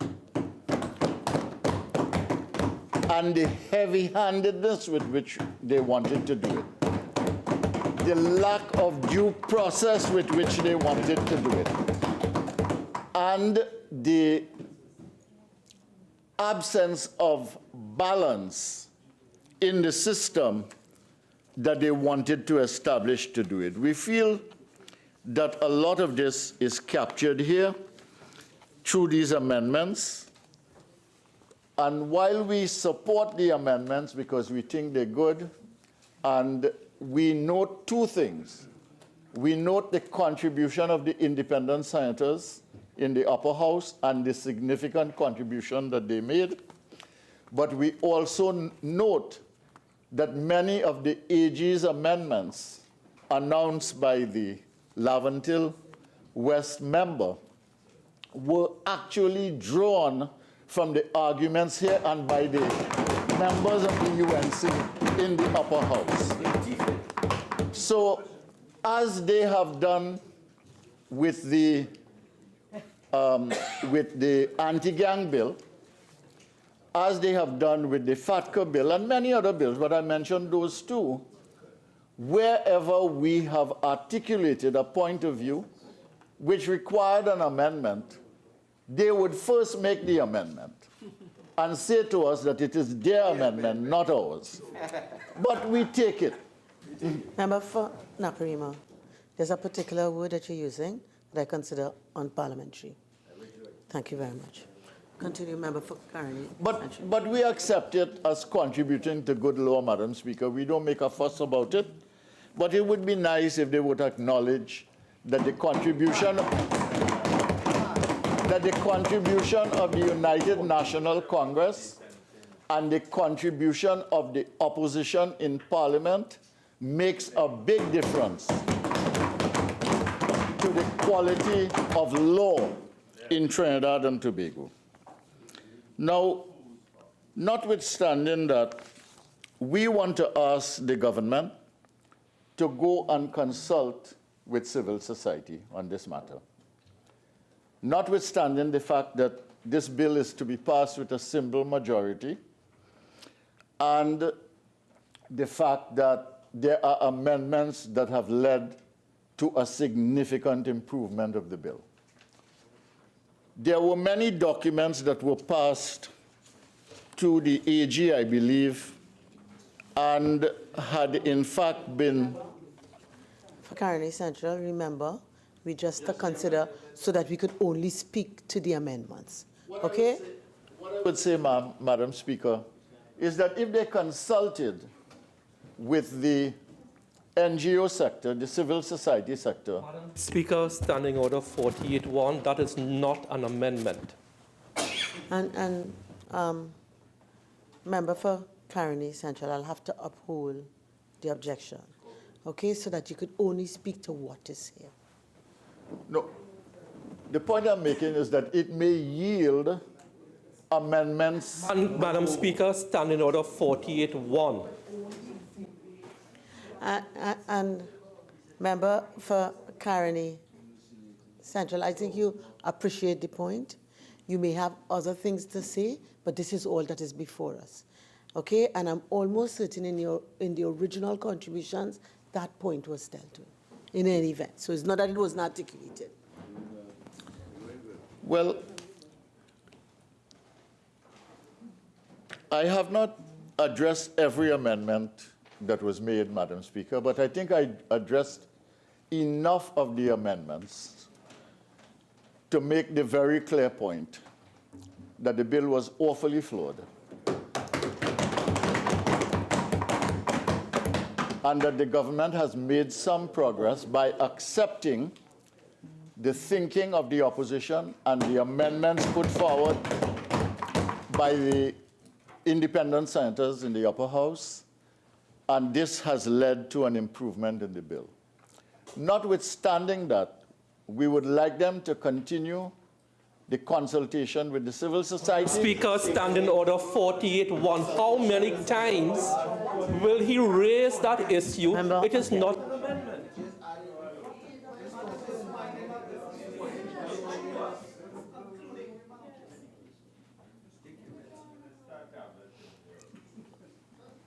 Member for Caroni Central, I really appreciate what you're trying to do, but we've ruled on that already. So you've been concluding based on what you said. I'll allow that. I can't let you go on. Please. We, therefore, while we accept the amendments and we support the amendments, we will not support this bill until the consultation is held. Attorney General. Madam Speaker, I propose to use or to waste little time responding to my friend from Caroni Central, except for the benefit of the public record to indicate. Member for Couva North, if you wanted to make a contribution, I would have delighted in allowing you the opportunity, but you certainly didn't catch my eye. To indicate that as it now stands, the UNC stands inelegantly as the only organization that was opposed to these measures since we made them in public, since we proposed them. In both houses. The records from my presentation would have demonstrated that most of these amendments came from the lips of the Attorney General on behalf of the government of Trinidad and Tobago, not from the opposition. Their position was a carte blanche objection from the very start, in both places. So to come today to attempt to do a tidying up exercise and take credit for the thing that they wanted to kill is disingenuous in the extreme, and it must be rejected. The public must understand that. In respect of consultation, I am personally aware, because the records at the Office of the Attorney General demonstrates. I'm not going to allow you either to talk about consultation. Wide consultations took place, and we received some sensible commentary from senators in the independent senators in the other place, and those led largely to what is in front of us today.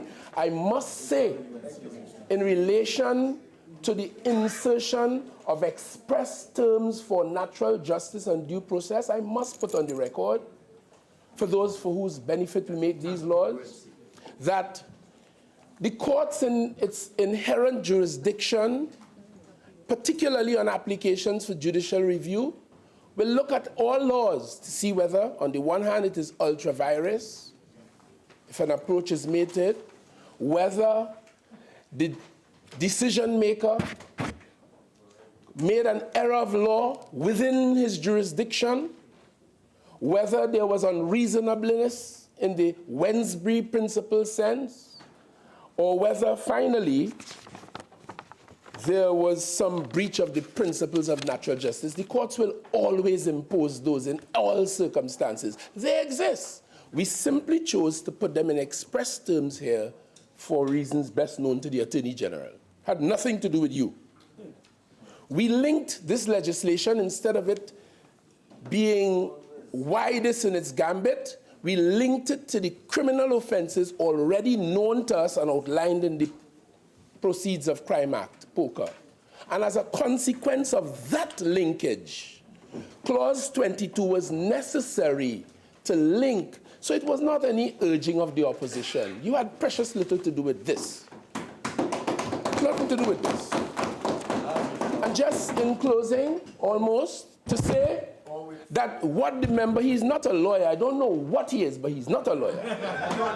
The law always, the judges of our courts always construe the word shall in legislation to mean may. That's it. That's normal. So if we hear from the opposition, change the word shall to may, we say go ahead with that, because you contributed nothing else. And finally, Madam Speaker, I'm being distracted, and I'm in my calmest mode today. Could you protect me, please? Okay, so members, again, I caution members under Standing Order 53, so that we don't have a recurrence of members saying that they didn't hear something. Okay? The contributions of every member is valuable, and it helps us all at Acting Attorney General. I'm most grateful for your protection, Madam Speaker. Finally, Madam Speaker, in respect of the insertion of Clause 28, well, we have a transition we propose, and it is here for the benefit of the users of this law, the end users. There's a transition period of 12 months in Clause 28, so that those NPOs that are now in existence, they have 12 whole months to get their houses in order. So any fears that my friends on the other side pretend to have now, we took care of that already. Most of all, we protected this law from them. We passed it here, and you will recall, Madam Speaker, so unconcerned they were. Every single clause was taken and blocked at committee stage. They were not interested. We went to the other place, we listened to sensible contributions. The Attorney General had the benefit of rethinking on the basis of his own intellect, supported by the professionals in the office of the ministry on behalf of the government of Trinidad and Tobago. We propose those amendments. I here beg to move.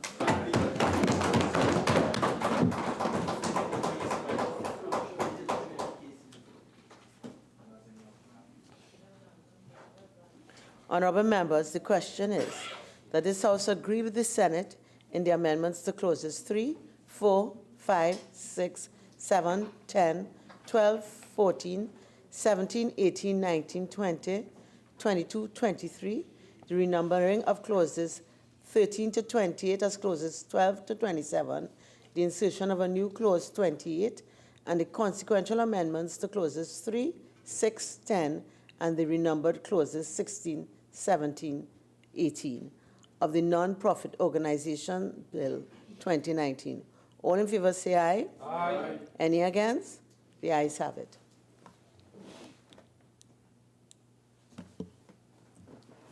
Attorney General.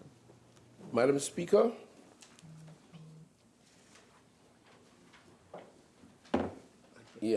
Madam Speaker, I beg to move the following motion standing in my name. Be it resolved that the Senate amendments to the Civil Asset Recovery and Management and Unexplained Wealth Bill 2019, listed in Appendix 2, be now considered. Honourable members, the question is that the Senate amendments to the Civil Asset Recovery and Management and Unexplained Wealth Bill 2019, listed in Appendix 2, be now considered. All in favor say aye. Aye. Any against? The ayes have it. And I believe there's agreement for all the clauses to be taken together. Clerk. Clause 3 in subclause 1A, in the definition of civil asset recovery, delete the word criminal and substitute the word recoverable. B, in the definition of preliminary unexplained wealth order, insert the number 1 after the number 6 to read as 61. C, in the definition of reasonable living expenses, at paragraph B, insert after the word food the following words: transport, comma, clothing, comma. Clause 5, delete the words that applicable in civil proceedings and substitute the words on the balance of probabilities. Clause 9, in subclause 1, delete the word of after the word comprise. Clause 14, in subclause 2, paragraphs C to I, delete the word criminal and substitute with the word recoverable wherever it occurs. Clause 15, A, in subclause 1, insert after the word trustee the words Remember, with the offending device, please leave the room and return when they could get it under control. Continue, Clerk. or property manager.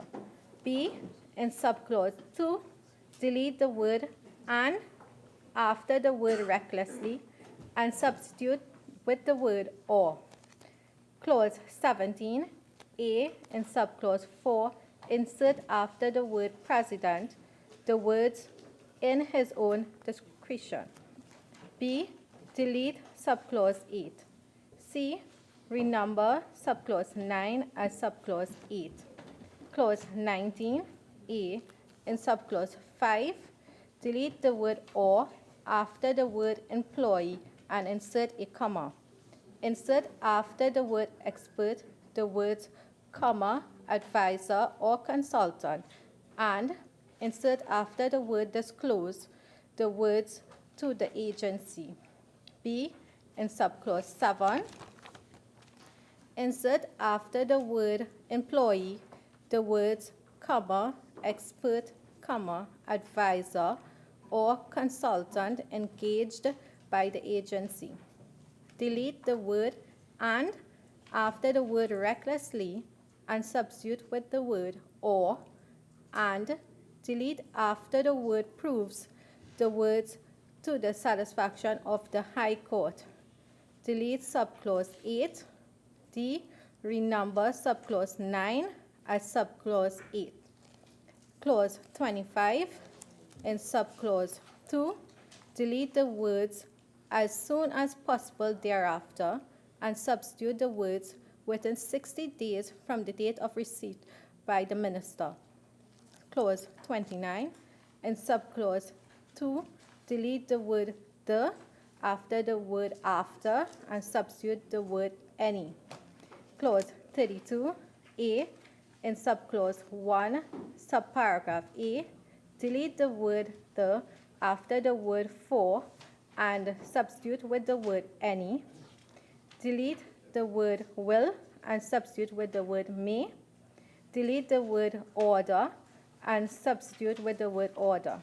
B, in subclause 1, subparagraph B, delete the words is to and substitute the word may. C, in subclause 2, in the chapter, delete the word possible and substitute the words is reasonably practicable. D, in subclause 2, subparagraph A, delete the word done. Delete the word the after the word for and substitute the word any. Insert after the word company in the first place where it occurs the words being the subject of the order, and in subclause 2, subparagraph B, delete the words to be. Clause 33, A, in subclause 4, delete the word police. B, in subclause 5, delete the words or to. Clause 34. In subclause 1, subparagraph B, after the word property in the second place where it occurs, delete the words alleged to be and substitute the words of which there are reasonable grounds to suspect is. In subclause 5, subparagraph C, delete the words sees fit and substitute the words considers appropriate. In subclause 9, in subparagraph A, delete the word and after the semicolon. Subparagraph B, delete the full stop and substitute the words semicolon and. In new subparagraph C, includes any other matter the High Court considers appropriate in the circumstances. Clause 35. In subclause 5, subparagraph C, delete the words sees just and substitute the words considers appropriate. In subclause 6, subparagraph B, delete the word leave and substitute with the word permission. Clause 38. In subclause 5, after the word 28 days, insert the words from the date of seizure. Insert new subclause 6, where no application is made by the agency within 14 days of the expiration of an order under subsection 5. The property seized shall be returned to the person from whom it was seized within 14 days thereafter, or as soon as it is reasonably practicable. Clause 41. Insert the word to after the word court wherever it occurs. In subclause 2, delete the word may and substitute with the word shall. After subclause 5, insert new subclause 6.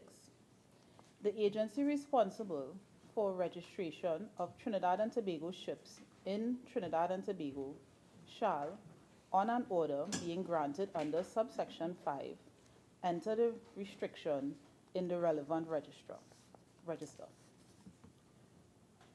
Clause 43. In subclause 3, insert after the words shall be made the words within 3 months beginning. In subclause 3A, delete the words within 3 months beginning. In subclause 3C, insert after the words is granted the words with the date and delete the full stop and substitute a comma. In subclause 3, insert after paragraph C the words or within such further period as the court considers just in the circumstances. In subclause 4, insert after the words the discontinuance the words or within such further period as the court considers just in the circumstances. In subclause 6, insert after the words that section the words or within such further period as the court considers in the circumstances. Clause 44. In subclause 4, delete the word police. Clause 65. In subclause 1, delete the word had and substitute with the word has. Clause 74. In subclause 1, after the word including, insert the word advisors. After the word experts, insert the words and consultants. And delete the numbering 18.2 and substitute the numbering 19.2. In subclause 3, in the chapeau, after the word who, insert the words recklessly or knowingly. Delete paragraphs A and B and substitute the following paragraphs. A, on summary conviction to a fine of $250,000 and to imprisonment for 5 years. And B, on conviction on indictment to a fine of $500,000 and to imprisonment for 7 years. Clause 75. In subclause 1, delete the words anything required to be done under the second schedule. Delete the words dependent children wherever they occur and substitute the words with the words dependents. Delete the words dependent child wherever they occur and substitute the word dependents. Attorney General. Madam Speaker, I beg to move that this House agree with the Senate in the amendments to clauses 3, 5, 9, 14, 15, 17, 19, 25, 29, 32, 33, 34, 35, 38, 41, 43, 44, 65, 74, and 75, and as well to the amendments to Schedule 2 of the Civil Asset Recovery and Management and Unexplained Wealth Bill 2019. Madam Speaker, again, in relation to Clause 3, this amendment was made in order to include all types of recoverable property in the definition of civil asset recovery. Criminal property is only one type of recoverable property. Recoverable property also includes terrorist property and the instrumentalities of crime. In relation to B, this amendment was made to correct a cross-reference in the definition of preliminary unexplained wealth order. And in relation to C, Madam Speaker, this amendment was made to include allowances for transport and clothing in the definition of reasonable living expenses. In relation to Clause 5, this amendment was made to make it pellucidly clear that the standard of proof applicable in civil proceedings is proof on the balance of probabilities, well known to most of us, even as parliamentarians, but there was a request for this to be made abundantly clear, and it is now spelled out in those terms. In relation to Clause 9, this amendment was made by way of a grammatical correction. Clause 14, as mentioned above, criminal property is the only type of recoverable property contemplated here. Recoverable property also includes, as I indicated earlier, terrorist property and instrumentalities of crime. This amendment was made in order to extend the powers of the agency to all classes of recoverable property. Madam Speaker, in relation to Clause 15, this amendment was made to require a property manager of the agency, and by agency I mean the agency established under this law, to manage and to approach the court in these processes. It was made, this amendment, to require the property manager of the agency to disclose any conflicts of interest he may have in relation to a matter under consideration by the agency. Consequently, he would be liable on summary conviction under subclause 2 if he fails so to do. In relation to B, this amendment was made to make it, again, pellucidly clear that the requisite mens rea, the mental element for the offense of failing to disclose a conflict of interest, as I have described it a moment ago, is either recklessness or knowingly failing to disclose the conflict, and not both recklessness and knowingly failing to do so. Either of those would suffice.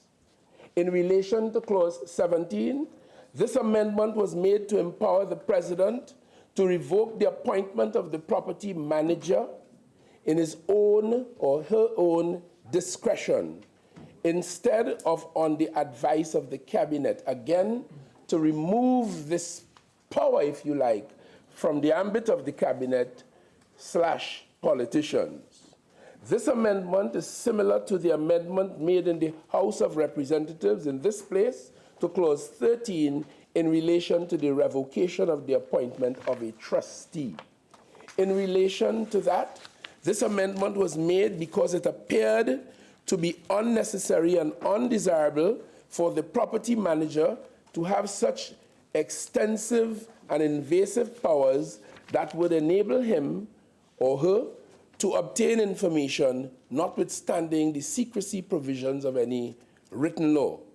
In relation to Clause 19, Madam Speaker, these amendments were made to ensure that the advisors and consultants engaged by the agency are under the same obligations to disclose conflicts of interest to the agency as employees and experts.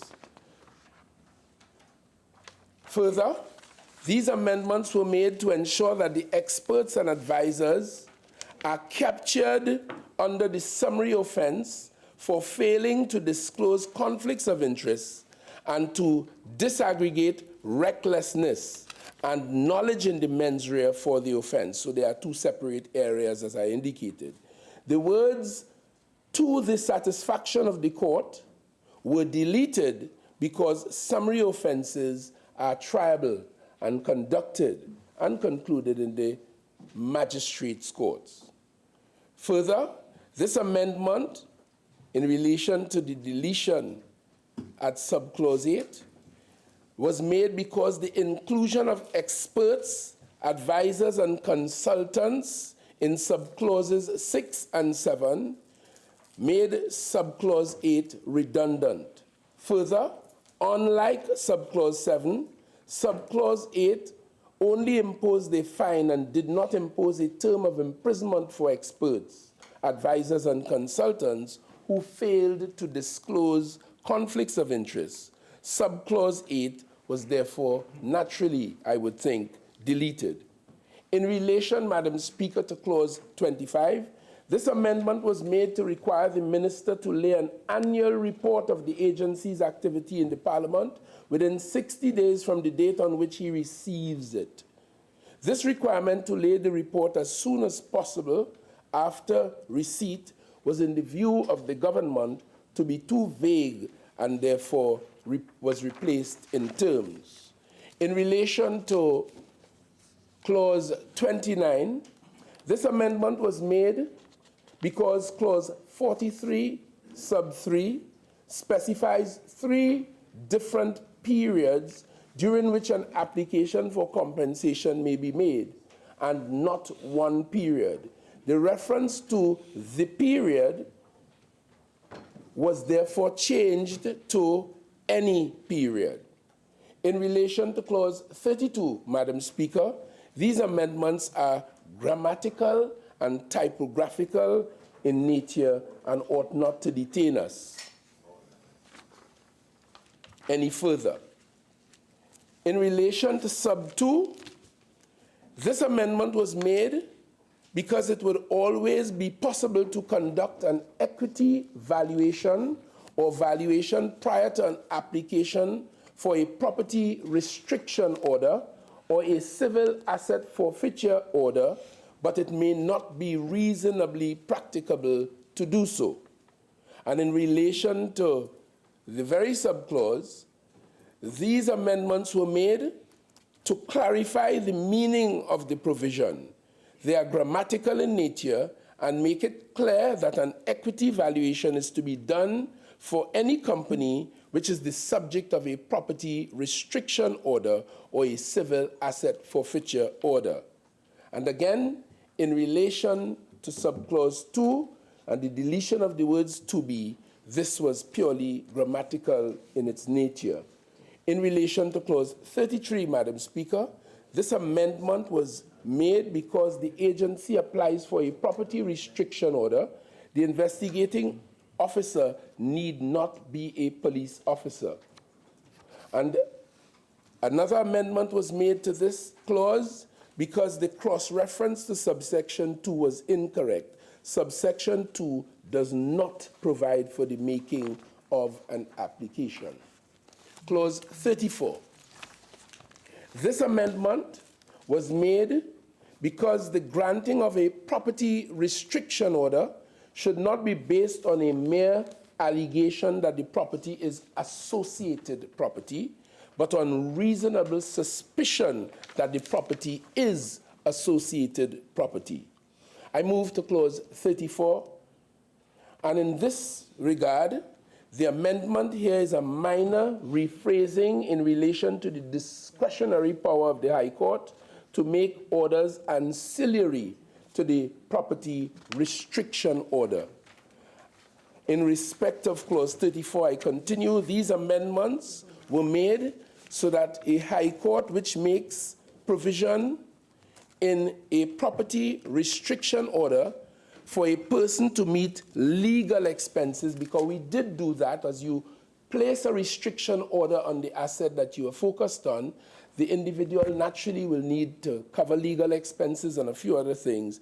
And these amendments were made so that a High Court which makes provision in the property restriction order for a person to meet legal expenses could also make additional provisions for such other matters as the court considers it appropriate in all of the circumstances. Clause 35, this amendment is a minor rephrasing in relation to the discretionary power of the High Court to make additional provisions for such matters it considers appropriate when making an exclusion to enable a person to meet legal expenses. In relation to subclause 6, the amendment that is being proposed before this House today is a technical correction where the High Court has made an order to vary or set aside a property restriction order. No distress would be levied against the property to which the order applies without the permission and not the leave of the court. Two separate issues.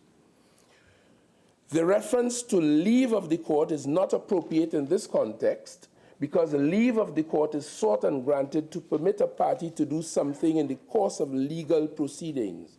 Since the order has already been made, the permission rather than leave of the court would be required to levy distress against the property in focus. I proceed now to clause 38 and to indicate to this House that this amendment was made to make it clear that where a police officer seizes recoverable property pursuant to a further order under a property restriction order, the seized property is to be retained for 28 days from the date of seizure. The agency would have to apply for a property restriction order to retain the property for a longer period. In relation to the insert of the new subclause, this amendment was made to make it mandatory for the property to be returned if no application for a property restriction order within 14 days of the expiration of a further order under subclause 5. Further, the property must be returned within 14 days thereafter, i.e., a total of 28 days after the expiration of the order, or as soon as it is reasonably practicable. In respect of clause 41, Madam Speaker, this amendment is again not to detain us since it was purely grammatical in its orientation.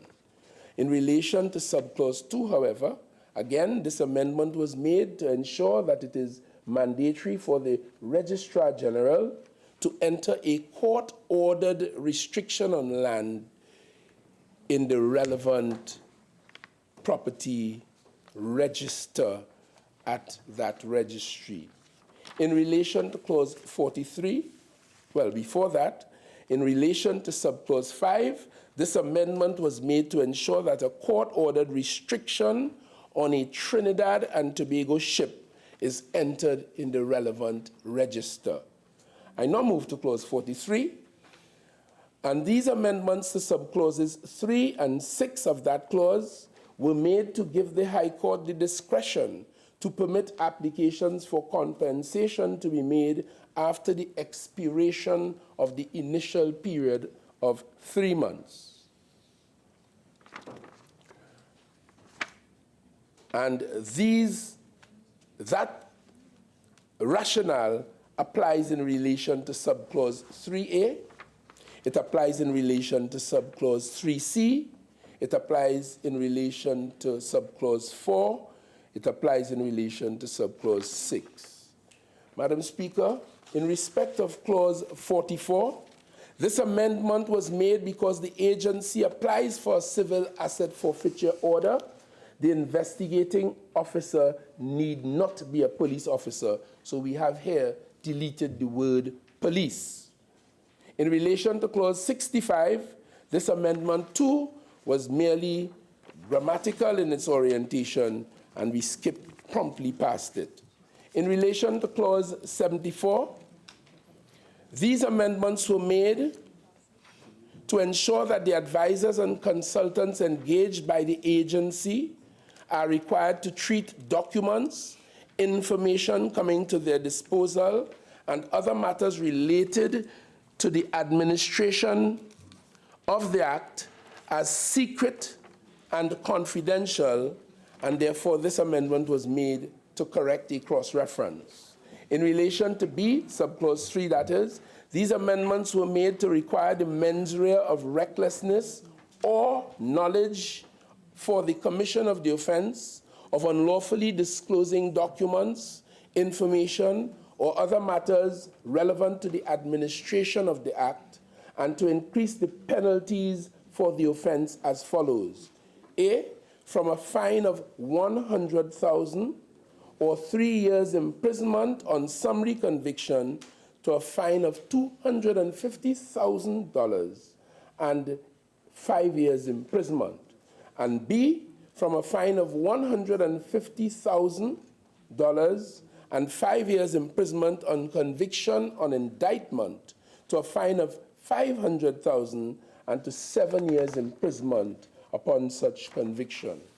In relation to clause 75, Madam Speaker, this amendment was made to expand the purpose for which regulations could be made.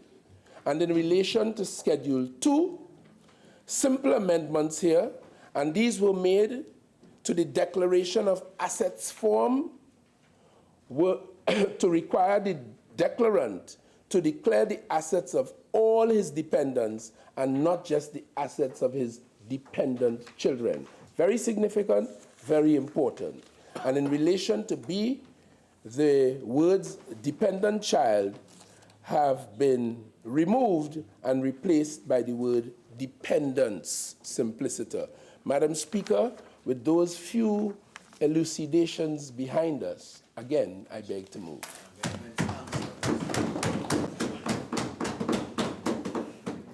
Honourable members, the question is that this House agree with the Senate in the amendments to clauses 3, 5, 9, 14, 15, 17, 19, 25, 29, 32, 33, 34, 35, 38, 41, 43, 44, 65, 74, 75, and Schedule 2 of the Civil Asset Recovery and Management and Unexplained Well Bill 2019. Member for Puchis. Thank you. Thank you very much, Madam Speaker. Madam Speaker, the matter before us, while appearing simple, the matter before us, of course, is very profound and engages the House today on arguably one of the most critical pieces of legislation emanating from the government.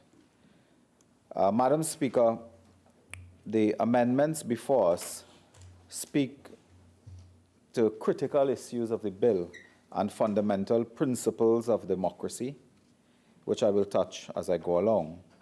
It will also be important, Madam Speaker, when you look at the amendments proposed by the Acting Attorney General, to root the amendments in the parent bill, in the bill itself, so that the members of the public and members of the House, of course, can understand the change being proposed in the context of what is in the bill. While a few may be grammatical and so on, there are fundamental issues involved in these amendments. Madam Speaker, we look at the amendment, for example. We can start immediately. And I want to take it in the same order as the Acting Attorney General in the numerical order that we have, Madam Speaker. But just to begin by saying that this, of course, comes a week and 1 day after a marathon session in the House, championed by the member for Siparia, in which, Madam Speaker, for the record, in both this House and in the other place, the Opposition United National Congress has indeed proposed 100 amendments to this piece of legislation. And as I go through the amendments, I am now in a position to proudly declare that this bill, Madam Speaker, one must really say we are co-parents of this bill. Madam Speaker, if the government gave birth to this piece of legislation, it is the opposition that gave oxygen. So, as a co-parent of this bill, we are, and Madam Speaker, as the member for Caroni East would now inform us, without this oxygen, it would have been a disaster of some kind. As a professional, he knows that analogy well. Madam Speaker, in Amendment 1, we gave 100. Now, what, of course, the member for Diego Martin West did not tell us, and he will not tell us, of course, because we all know of his love for the opposition and the UNC, that at several points in this matter, Madam Speaker, Laventil West, the Acting Attorney General, we know of the level of care he has for the opposition. Not that he has a high level of care or love for anybody and anything, but we know of the level. Madam Speaker, Clause 3, of course, is a very critical amendment. And may I indicate that this amendment was proposed by the opposition United National Congress, accepted by the government and the good, the good sense of the substantive Attorney General. And this, Madam Speaker, was accepted because if the definition stood as civil asset recovery, this would not have had the reach to cover terrorist property or an instrumentality of crime. And that is a fundamental objective of this entire bill. It is a fundamental objective. And the opposition, therefore, giving support to this measure, had to make such a proposal. Madam Speaker, this was indeed a fundamental error on the part of the Attorney General, and is really a classic example of another struggle we have with this bill and others. You see, Madam Speaker, had the bill been passed without this amendment, it would have meant that it would have had consequences on the ability of the state to go after terrorist property and an instrumentality of crime, which would have been severely hampered, if not curtailed in its entirety. Now, that is a serious amendment that the opposition gave and was accepted by the government. Otherwise, Madam Speaker, I might add, because there are three principles here. It is instrumentality of crime, it is terrorist financing and corruption. So therefore, 2/3 of your objective would have collapsed if you had not accepted this amendment by the opposition. So, Madam Speaker, we substitute, of course, recoverable so that we can capture terrorist matters emanating from terrorism and properties and so on, and also instrumentality of crime. Madam Speaker, the other matter, of course, the Minister dealt with, in the definition of preliminary, could you remember?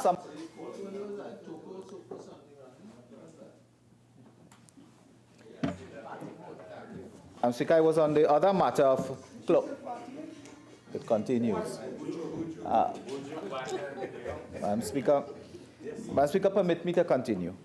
At Clause 3B, of course, the matters raised, that was a simple enough matter, but Madam Speaker, might I add in the definition of preliminary unexplained wealth order, where they are insert now number 1 after number 6 and 6.1. This amendment was proposed by the opposition again.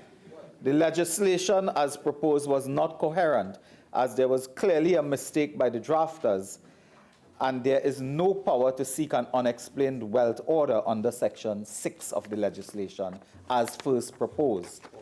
Again, it was a drafting issue, but a drafting issue that hit a fundamental objective of the legislation. You see, Madam Speaker, drafting issues and the supervision of the Attorney General and indeed the Legislative Review Committee, you can be excused if there are drafting issues with grammar, the numbering scheme is not proper and so on. But it's very hard to excuse you when you make an error that defeats the principle and the intent of a bill.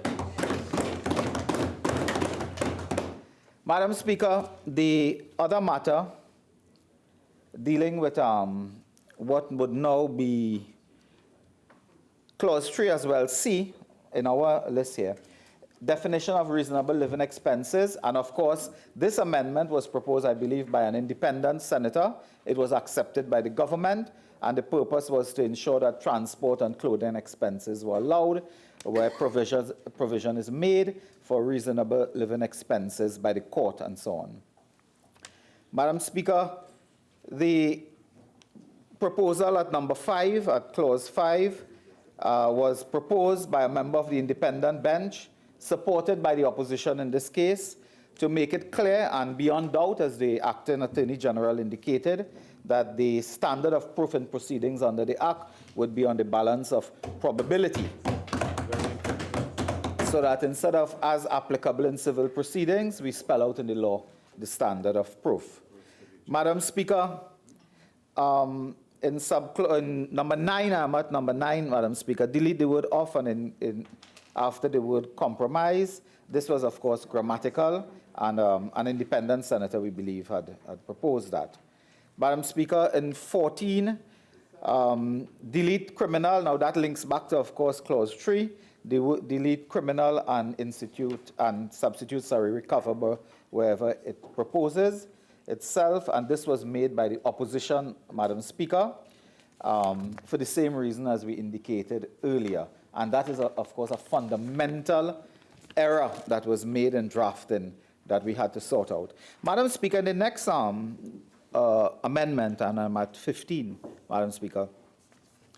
Throughout the amendments, the 100 amendments proposed by the opposition, throughout that process on that day, Madam Speaker, it was April 15th, throughout there was one issue that kept raising its head, and that was this objective of the opposition to instill amendments that speak to democratic principles, protection of citizens, and transparency and accountability.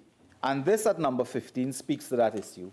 Because before, for example, before in the bill that we had to debate in the House, and we could only deal with what we debate in the House, of course, Madam Speaker, at 15, where you provide at clause 15 for the property manager, I believe, functions, powers of the agencies, and at 15, disclosure of interests, we had excluded, or it was excluded by the government, to cover property manager in the area of disclosure of interests. Madam Speaker, they were looking at the trustee, which is a very critical position. But this amendment was proposed by an independent senator, and the purpose of the amendment was to make the property manager susceptible to the same conflict of interest restrictions as the trustee. Because, Madam Speaker, I mean, it is very clear in public life that persons who are operatives, they are involved in the day-to-day action of an agency. They are privy to the knowledge, to information, to data, in some cases to very confidential information on corporations, business persons, professionals, as the case may be, and they are not covered by conflict of interest laws. Whereas the trustee, and in some cases directors and ministers, are all covered by certain law. In fact, in the Parliament, Madam Speaker, we often indicate that members are backbench member of the opposition or the government, declare everything they have to declare to the Integrity Commission, but somebody presiding on contract over billions of dollars declare nothing. And inherent in that is a governance weakness. And this governance weakness was corrected as we inserted the property manager in that matter. Madam Speaker, of course, in 15 as well, we are in 15B subclause 2, Madam Speaker. The intention here is to delete the word "and" after the word recklessly, and substitute with the word "or." This was an amendment, again, proposed by the independent members. And I really want to put on record who's proposing amendments. Yeah. Because I'm not coming across here in this list before me much amendments proposed by a government that had time to review and rethink. And, Madam Speaker, this amendment, of course, was proposed by an independent member, and it was to make reckless and knowingly requirements of mens rea disjunctive in order to capture a wider range of activity, Madam Speaker, and root it into some type of legal logic. Right? And you know, on legal logic, I heard my friend speaking earlier and talking about the court, and the court infer may from shall. I would ask him to get up when he's winding up. And please correct the record, because I know that he may not mean that. Because, Madam Speaker, he shall have an opportunity to correct himself, because he may not have intended to say that. Because, you see, Madam Speaker, both myself and the acting Attorney General are attorneys at law. And I understand we both have the same track record. But I never practice. But we have the same track record, and he will not intend to say that, because in law you cannot be taking shall to mean may, and may to mean shall, like that. It defeats logic. Because, Madam Speaker, when you are committed for unlawful killing, you shall suffer death. So the difference between may and shall is really life and death. Madam Speaker, I'm on clause 19. We have some amendments there proposed. 17, Madam Speaker. Oh, yeah, 17, very critical. And it was linked to 13 in the presentation by the Minister. Yes, Madam Speaker. In subclause 4, insert the word president, insert after the word president the words in his own discretion. And Madam Speaker, that is a fundamental amendment. And that amendment, Madam Speaker, fundamental as it is, was proposed by the opposition again. And it removed from the law that we support, and we are now co-parents, it removed from the law, Madam Speaker, this notion of locating power with the executive, with ministers, that you go to the cabinet to remove persons, to remove the property manager, and the cabinet could do that. Because, Madam Speaker, this is a very, very serious matter, where a property manager may be involved in some type of business and understanding, and it may be affecting persons. This is a very small society. It might be affecting persons connected to the executive, one way or another, whichever executive may be in place. Because I want to make the point, and someone on the weekend told me to make the point again every time I speak. When you make law as Attorney General, acting Attorney General, you are making law for the next Attorney General and the next government. You're not making law for yourself. And I dare say, for this type of business to be implemented properly, it will take another government in a few months' time to properly implement this piece of legislation. Because it will not be you. It will not be you. So this is why we sought to protect with amendments, to protect the constitutional rights of citizens and to ensure maximum transparency and accountability in this matter. So, Madam Speaker, the President, in her own discretion, can now take steps to remove the property manager, and we did not want this to be exercisable by an executive, politicians of the day. You want that protection for the property manager, and I will come later, you may want that protection for other officers as well. Because had this amendment not been made, you would have had the institution itself susceptible to political interference at the whim and fancy of a cabinet, of a prime minister, of a minister who drives this process. And therefore, 17 is an amendment proposed by the opposition that we really want to support 200% today.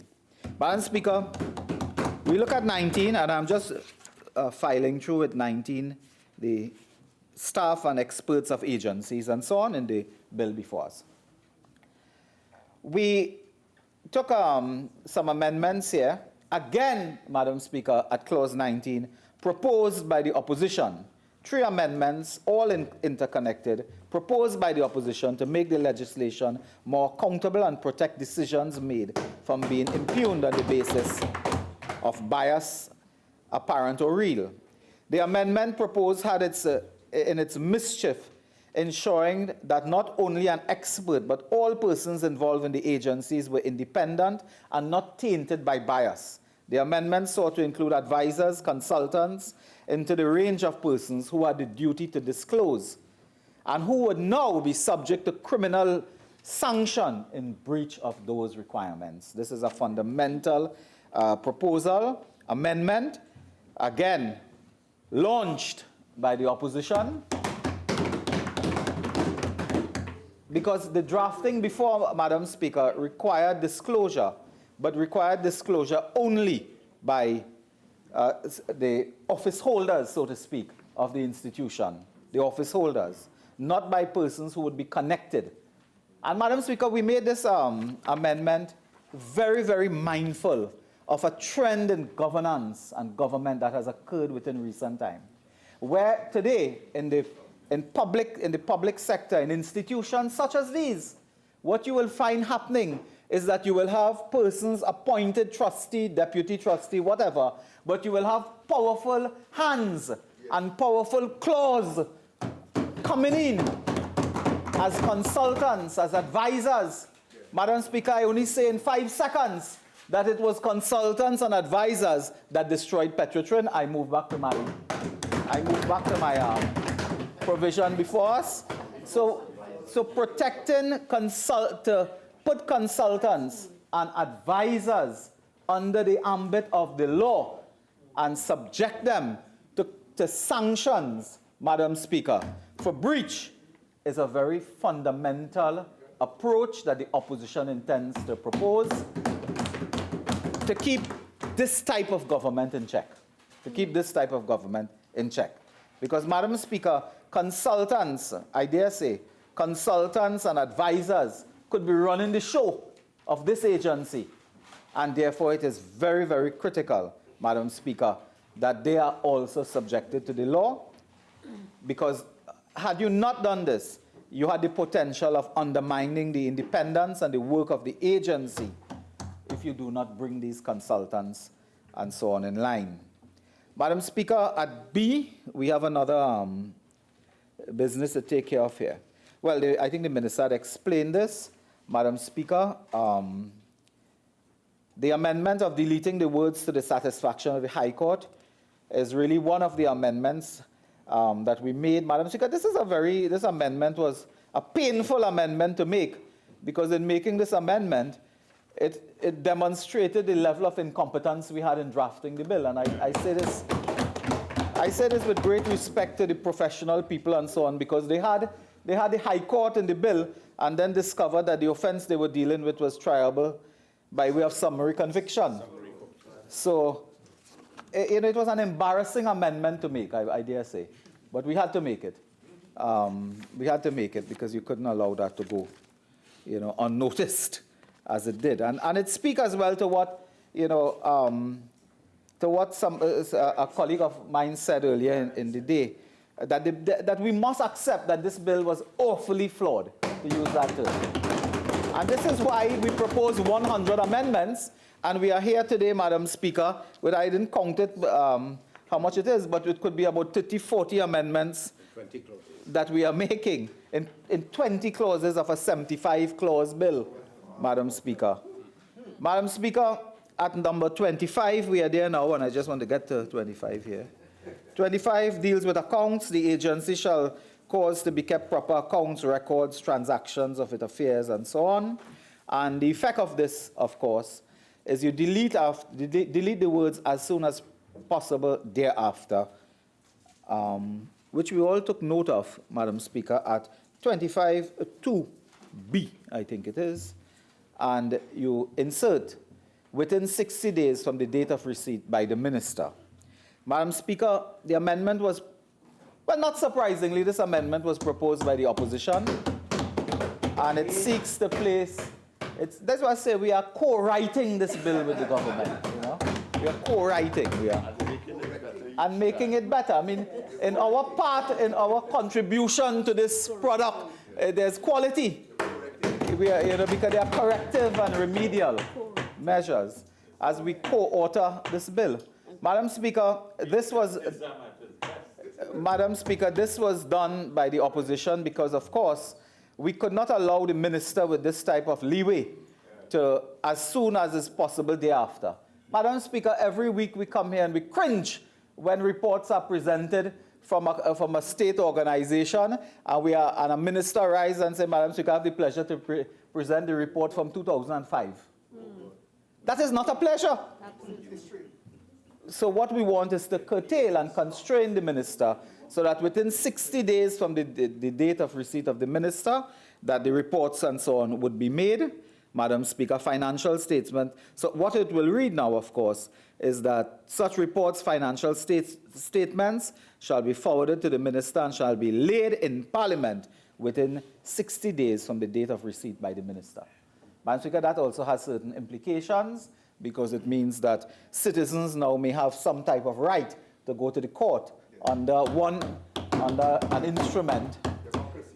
This brings the democracy. Any citizen Devant or others, might go to the court and say, look, this is, you run afoul of the law, and go to the court to seek an order that mandates you to implement the law. So again, it is a very critical, it is an accountability amendment proposed by the opposition. Madam Speaker, we move to 29. And it is applying realizable proceeds and so on, Madam Speaker, and there's an amendment to 29. Dare I say this amendment was proposed by the opposition, accepted by the government in order to ensure the stay contemplated before forfeiture proceedings could be commenced, Madam Speaker, and it was extended to any appeal all the way to the Judicial Committee of the Privy Council. Again, there's a democratic principle here of having rights, the ability to assert your rights. So you have accountability principles in these amendments. You have justice principles, and that is what the opposition brought to the table. Madam Speaker, at 32, agency to require equity valuation for a company. Madam Speaker, this is also critical. Well, I don't want to say it, but I have to. This amendment was proposed by the opposition. The legislation as drafted presupposed that the order would be granted, and as such, this amendment preserves the presumption of innocence and the rational application of the legislation. And that I'm speaking about the several facets of 32 that we are dealing with, Madam Speaker. Madam Speaker, I just want to jump ahead because there are more, to me, fundamental issues that we'll deal with. So the legislation at 32 and 33 needed tightening, needed, qualification in some cases, Madam Speaker, and needed clarity. Madam Speaker, at 33, well, the Acting Attorney General did not thank us, but for all the rest, but I think indicated that at 33, the one part of the amendment was proposed by the government to ensure that powers exercisable under the legislation are exercisable by customs and excise officers, as well as officers of the Board of Inland Revenue. I imagine later that may change somewhat. Madam Speaker, at subclause 2, that amendment, for example, Madam Speaker, was proposed by the opposition because the clause as originally drafted, Madam Speaker, 33.2, and 33.2 subclause 5, and I will get it. An application under subsection 102 may be made ex parte and without notice, Madam Speaker. Delete, and we are deleting the words or to, right? And that is, the amendment was proposed by the opposition because the clause as drafted was inoperable in relation to subsection 2, as there was no power to make an application ex parte under subsection 2. So, Madam Speaker, there we are. And then a fundamental issue, Madam Speaker. There an amendment, another amendment, but to me now much, much more fundamental, was proposed by the opposition. And this has to do, Madam Speaker, with the subclause 1, subparagraph B, after the word property in the second place where it occurs, delete the word alleged to be and substitute the words, of which there are reasonable grounds to suspect is. Because, Madam Speaker, the member for Lavantil West touched but did not, explain thoroughly the consequences of this amendment. You see, Madam Speaker, in the bill before us, if we look at it carefully, Madam Speaker, and I just want to get the exact reference, 34A, Madam Speaker, so we unsung properly. And that is where, Madam Speaker, we deal with this matter alleged to be. Madam Speaker, it was in fact very loose to use terms in legislation alleged to be. Who is alleging? What they are alleging? On the basis of what are you alleging? And it could lead, Madam Speaker, not just to confusion, but to the erosion of the rights of citizens who are subject to arbitrary action. An allegation. Because, Madam Speaker, this is Trinidad and Tobago. There are many alligators. Not all in murky lagoons, but there are many alligators. This is Trinidad and Tobago. You go anywhere, and depending on how much you imbibe, you will hear allegations about everyone. So, Madam Speaker, the law cannot be approached that way. It is alleged to be. So we substitute for which there are reasonable grounds to suspect. The amendment was proposed, I don't have to tell you by who. The rationale for this amendment was that the exercise of draconian powers for the grant of property restrictions orders cannot be triggered on an allegation. The amendment secures that the powers that are exercisable under the subsection are only exercisable where there are reasonable grounds to suspect, which is the standard used earlier in the legislation, and I believe also used in the Proceeds of Crime Act. Now, how did they get away with alleged to be? We can only allege. But, Madam Speaker, this really is, again, rooting the legislation into proper legal terms. And these terms, they carry elements. They carry elements that a court of law, that a judicial officer can reflect on elements and take aside A or B, rather than it is alleged to be, Madam Speaker. Madam Speaker, at 34 subclause 2, we have considers appropriate, of course, this amendment. Well, this amendment was proposed by the opposition in order to tidy up the residuary powers of the court under the section, and the amendment is in accordance with powers conferred on the High Court under Section 14 of the Constitution. We go ahead, Madam Speaker, and we have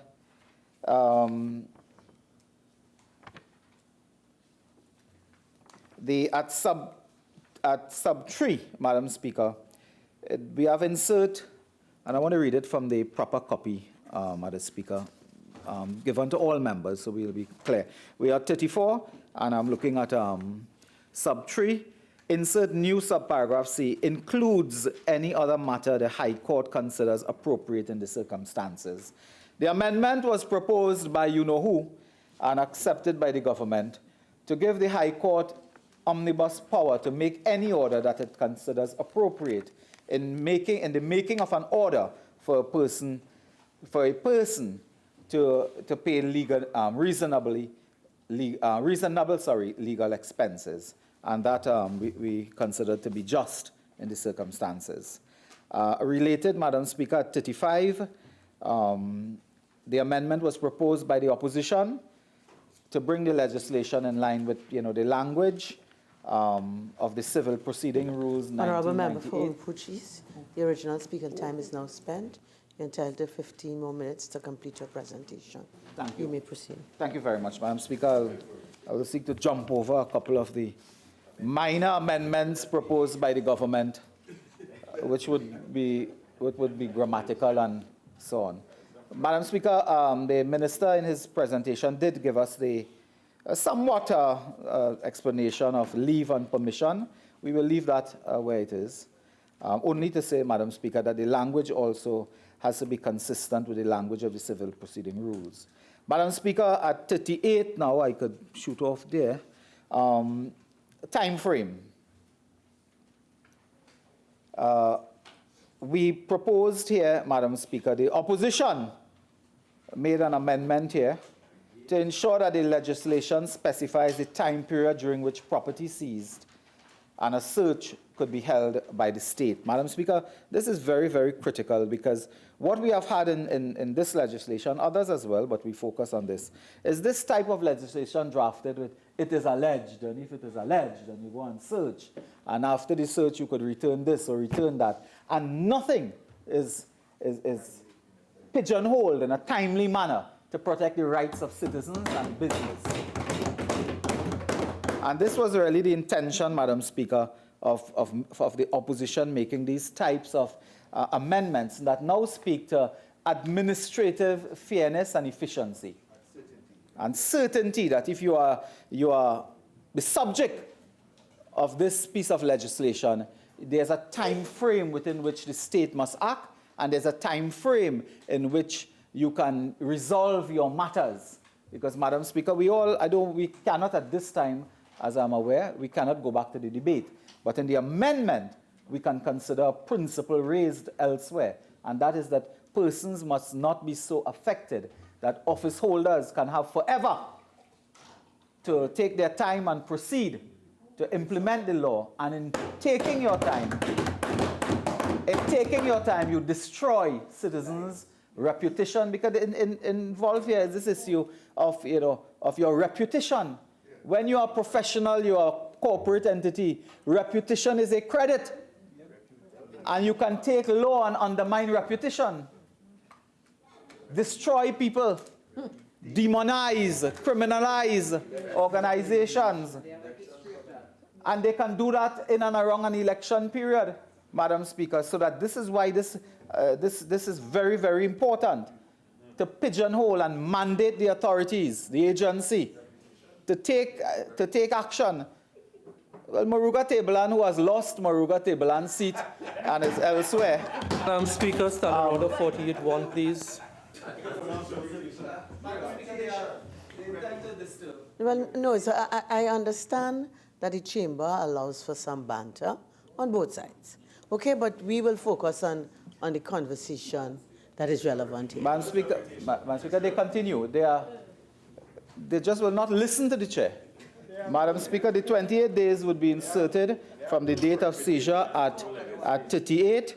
And I just want to go to 38 so that listeners and viewers and so on will understand clearly what 38 would be about. Further provision for property restriction order. And at 38A and B, we are amending, Madam Speaker, to ensure that there's a time frame, Madam Speaker, that there's a time frame of 28 days from the date of seizure so that a search and other related activities can take place. Madam Speaker, we also look at another clause, another amendment, and it is at 38B, where no application is made by the agency within 14 days of the expiration of an order under subsection 5, the property seized shall be returned to the person from whom it was seized within 14 days thereafter or as soon as is reasonably practicable. Now that is, of course, I believe, solid legal language. The amendment was proposed by, guess who? You have it right, and accepted by the government. And this is there, Madam Speaker, to protect the right to property and the right not to be deprived thereof except by due process of law. And this is a critical amendment. In fact, on this amendment, some of us were shocked that the government accepted it. We were very shocked that they would accept this. Because this deal, Madam Speaker, with ensuring that persons who are affected, they are not unduly, their rights are not unduly violated. So, Madam Speaker, this will ensure that property taken, where property is taken and no application is made, there is a positive obligation on the state to return the property in a time that is reasonably practicable, and that has legal meaning as well. So you cannot now abuse, you cannot use this easily for victimization, for discrimination, because you hate somebody, you hate their business, you think there's a political affiliation and so on, and you abuse.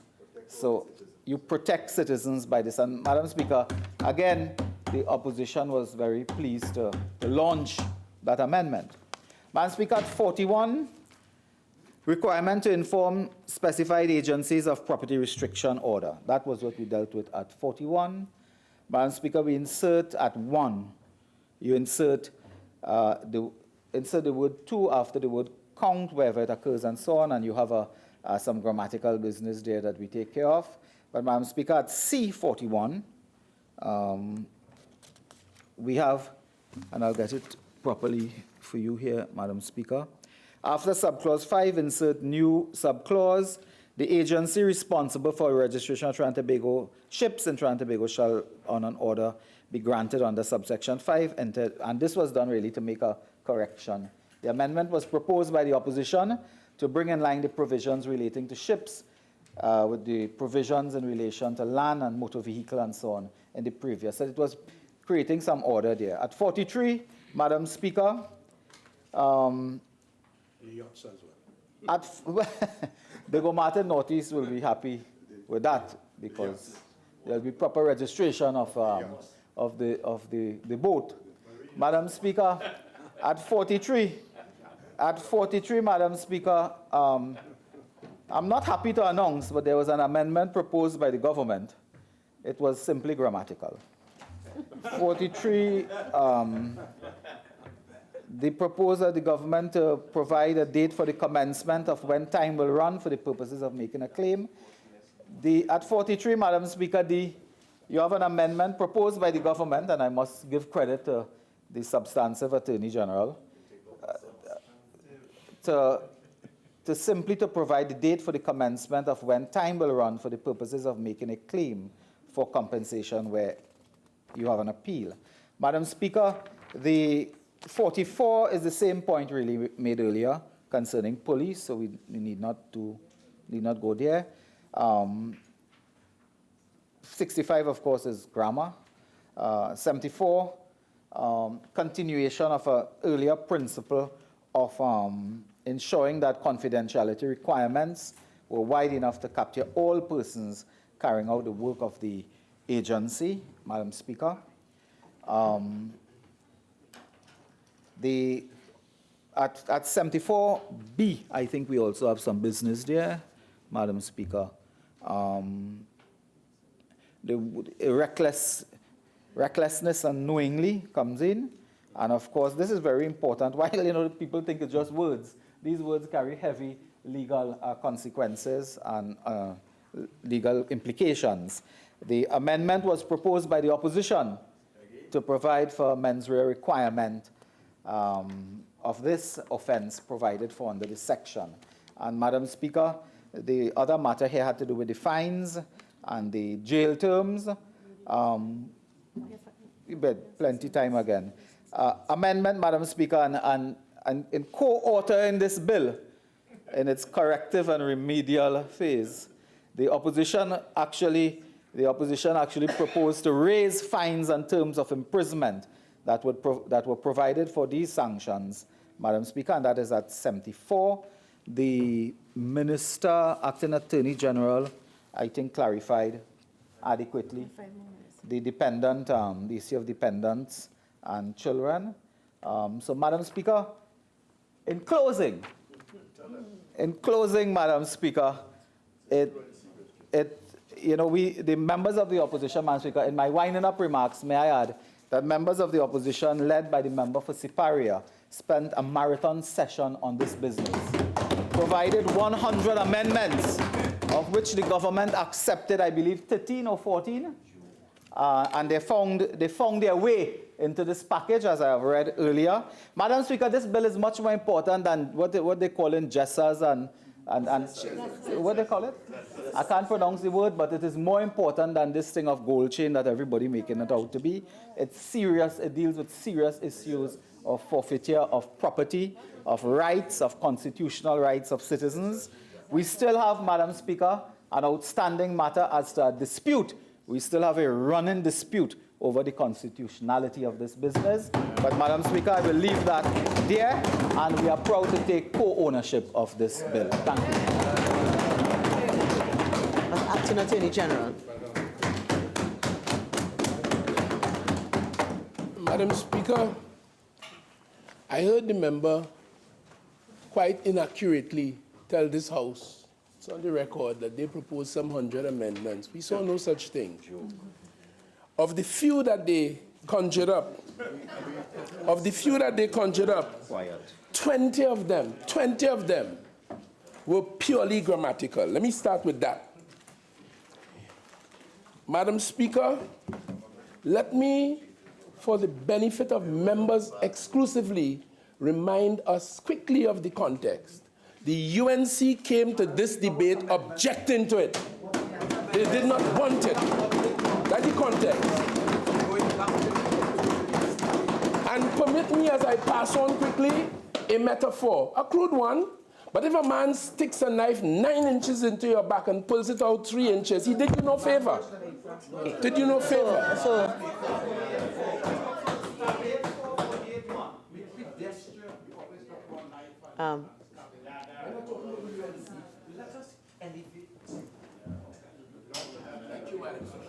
Okay. All right. So, Acting Attorney General, I'll ask you to stay on course. And I'd also like us to try and stay away from, well, the violence. The violence. Okay? Madam Speaker, I assure you, I am a man of love. I'm a Rasta man. I'm a man of peace. Christian in my orientation. Violence is not of me, neither am I of it. It was a mere metaphor. The distance between us on both sides is a sword's length. That's what that's it. Nothing violent. We press move on. Yes. It was a metaphor. And I wanted really in that metaphor, without repeating it, to demonstrate when you put hurt on the people of Trinidad and Tobago by your conduct, and action is being taken to correct it, and you opposed it, and now you come pretending that you wanted it more than everybody else. We're not taking that. We're not taking that. So let me proceed, Madam Speaker, on your urgings. I heard my friend from Naparima shouting.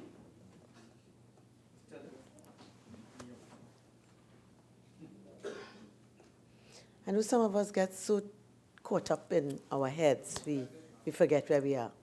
Member for Caroni, Issa, I'm so happy to see you today, but I know you will abide by the standing order. So we're not having a conversation, please.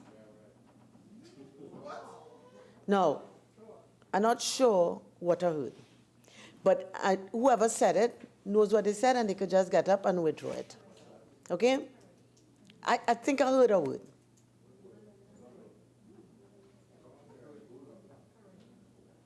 So, Caroni, East, you sure you didn't say a word that you need to withdraw? And Couva South, you sure you didn't say a word you need to withdraw? Okay, so all right, maybe I misheard. Right, so, Caroni is a Naparima.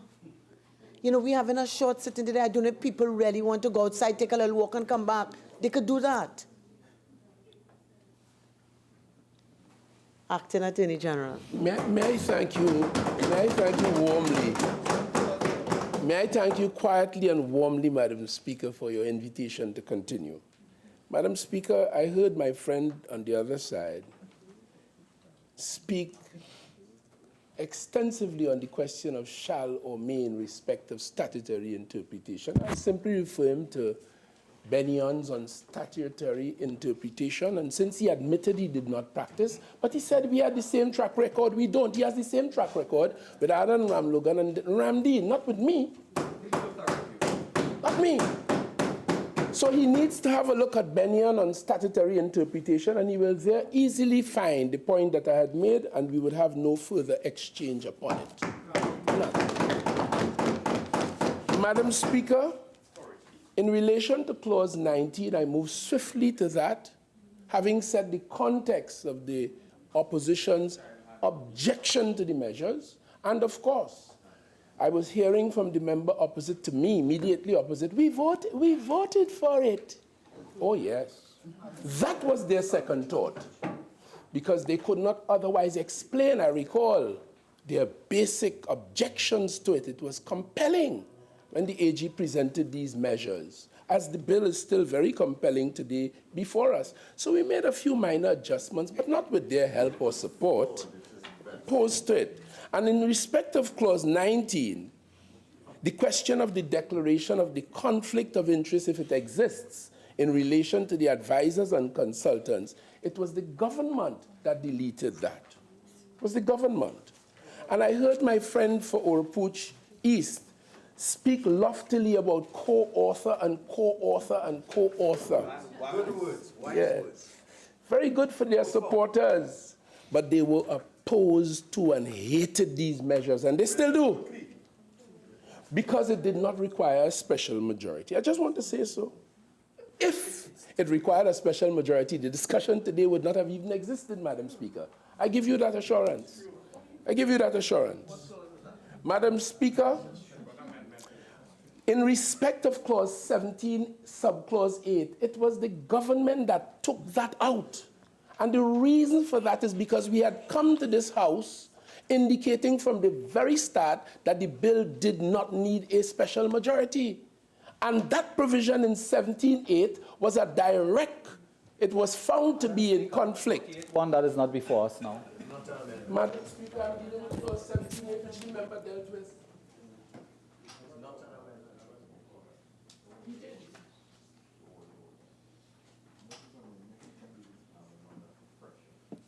Continue, please, Attorney General. Thank you very warmly. So I press on. I press on. I'm just removing the mask from their faces. So that the public would understand, with no descriptions as to those faces. The member for Oropouche East used the word fundamental, fundamental, fundamental, an abuse of the word. To me, without reference to Mr. Collins or Webster or Google, the word fundamental means to the root. It means basic, germane. It's an abuse of the word.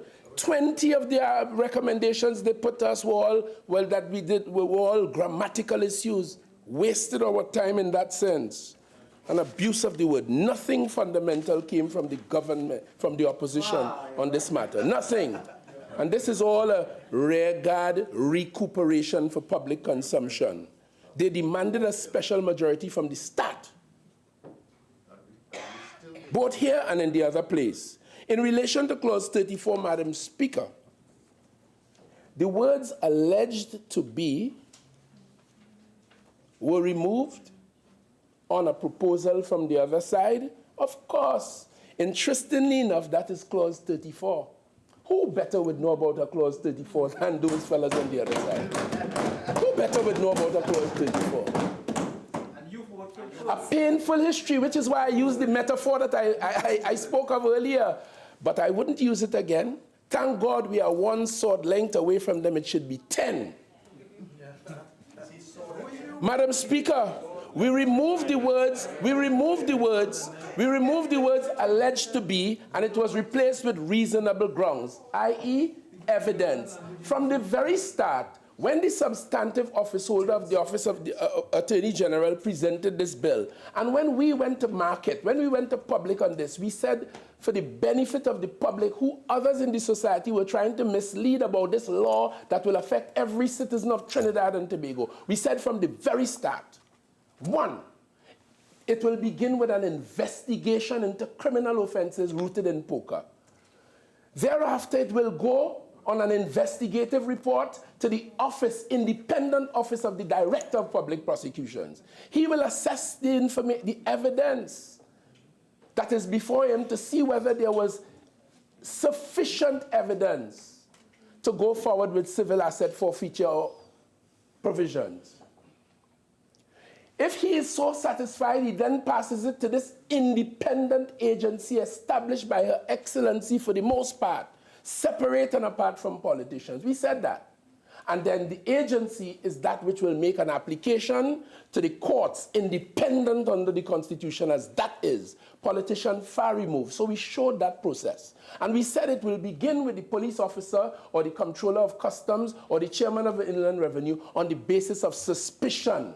So they have suspicions about something, they begin an investigation. By the time it gets to the DPP, which is the next stage, he will be as lawyer and independent under Section 90 and 91 of the Constitution. He'll be looking at evidence. So the business of evidence doesn't trouble us. We understood that. We said so from the jump. If I'm permitted a colloquialism. From the get-go. And then it goes to the agency, which with its expertise and its ability to hire independent advisors and consultants and experts, they will then take the matter to the court. All of that must involve evidence. So when we move the words alleged to be and replace it with reasonable grounds, which is evidential in its orientation, that's not an issue for us. We came here with that. From the very start. Not who proposed it, who opposed it. And the only opposition to that in Trinidad and Tobago is the United National Congress. What is still to be found out is why. But once as parliamentarians we pass this law, we leave the rest in the hands of the investigators, the DPP, the agency, and the courts. And for my part, coming after Easter, I leave it in the hands of God. I leave only in the hands of God. So, Madam Speaker, in respect of Clause 38, this touches and concerns the powers of the agency. And one always expects that agencies, public officers, persons who are elected, will act in good faith. One will always assume that, but the records of human history, inclusive of Trinidad and Tobago's jurisprudential experience, has been sometimes office holders do not act in good faith. We saw whole integrity commission had to resign because it did not act in good faith, so a judge found. So all we did here in recognition of that collective memory and wisdom is to put some time constraints. We still assume that the agency and its operatives will act in good faith and in accordance with this very important law. We still assume that, but we put in time constraints to ensure that they will act in a certain time. There's a member of this House, very quickly, who was the subject of an investigation and it went on ad nauseum. If we had a time constraint, that member would not have suffered as that member did. Why was it not in the initial? So we put that in to impose upon the agency to act within 14 days and failing that, an outside time of 28 days. We did that. We did that. And as you know, as I conclude, all that we do, always, is done in the best public interest. On the other hand, at all times, they put up all and out objection to these measures from the very start. So, Madam Speaker, as I conclude, we, on this side, brought these measures to this House after 3 going on 4 years because we saw the value of it. We saw serious weaknesses in the legal, jurisprudential, legislative arrangements in Trinidad and Tobago. This is watershed legislation. This came from the People's National Movement as your government. We bring it here as we must. We found opposition outside of here. If they promised up to last week when we were discussing this, the opposition leader was sitting there shouting, we will take it to court, and do not be surprised if they do. We voted for it, we support it, we made amendments, they will take it to court. So, Madam Speaker, with those truths said, following the resurrection of the order and the soul and the essence of truth, the Almighty God, through Jesus Christ, I beg to move. I beg to move.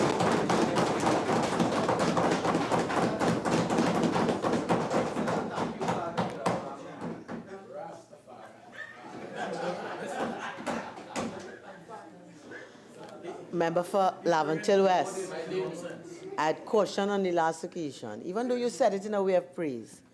You know, we have a way in Trinidad and Tobago claiming Jesus Christ in a certain way. I'd rather we leave him out. Okay, so honorable members, the question is that this House agree with the Senate in the amendments to close.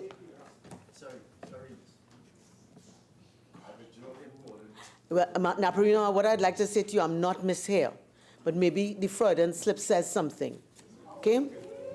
Honorable members, the question is that this House agree with the Senate in the amendments to clauses 3, 5, 9, 14, 15, 17, 19, 25, 29, 32, 33, 34, 35, 38, 41, 43, 44, 65, 74, 75, and Schedule 2 of the Civil Asset Recovery and Management and Unexplained Well Bill 2019. All in favor say aye. Aye. Any against? The ayes have it. Leader of the House. Madam Speaker, I beg to move that this House will now adjourn to a date to be fixed. Honorable members, the question is that this House now do adjourn to a date to be fixed. All in favor? All in favor? Aye. Any against? No. This House now do adjourn to a date to be fixed.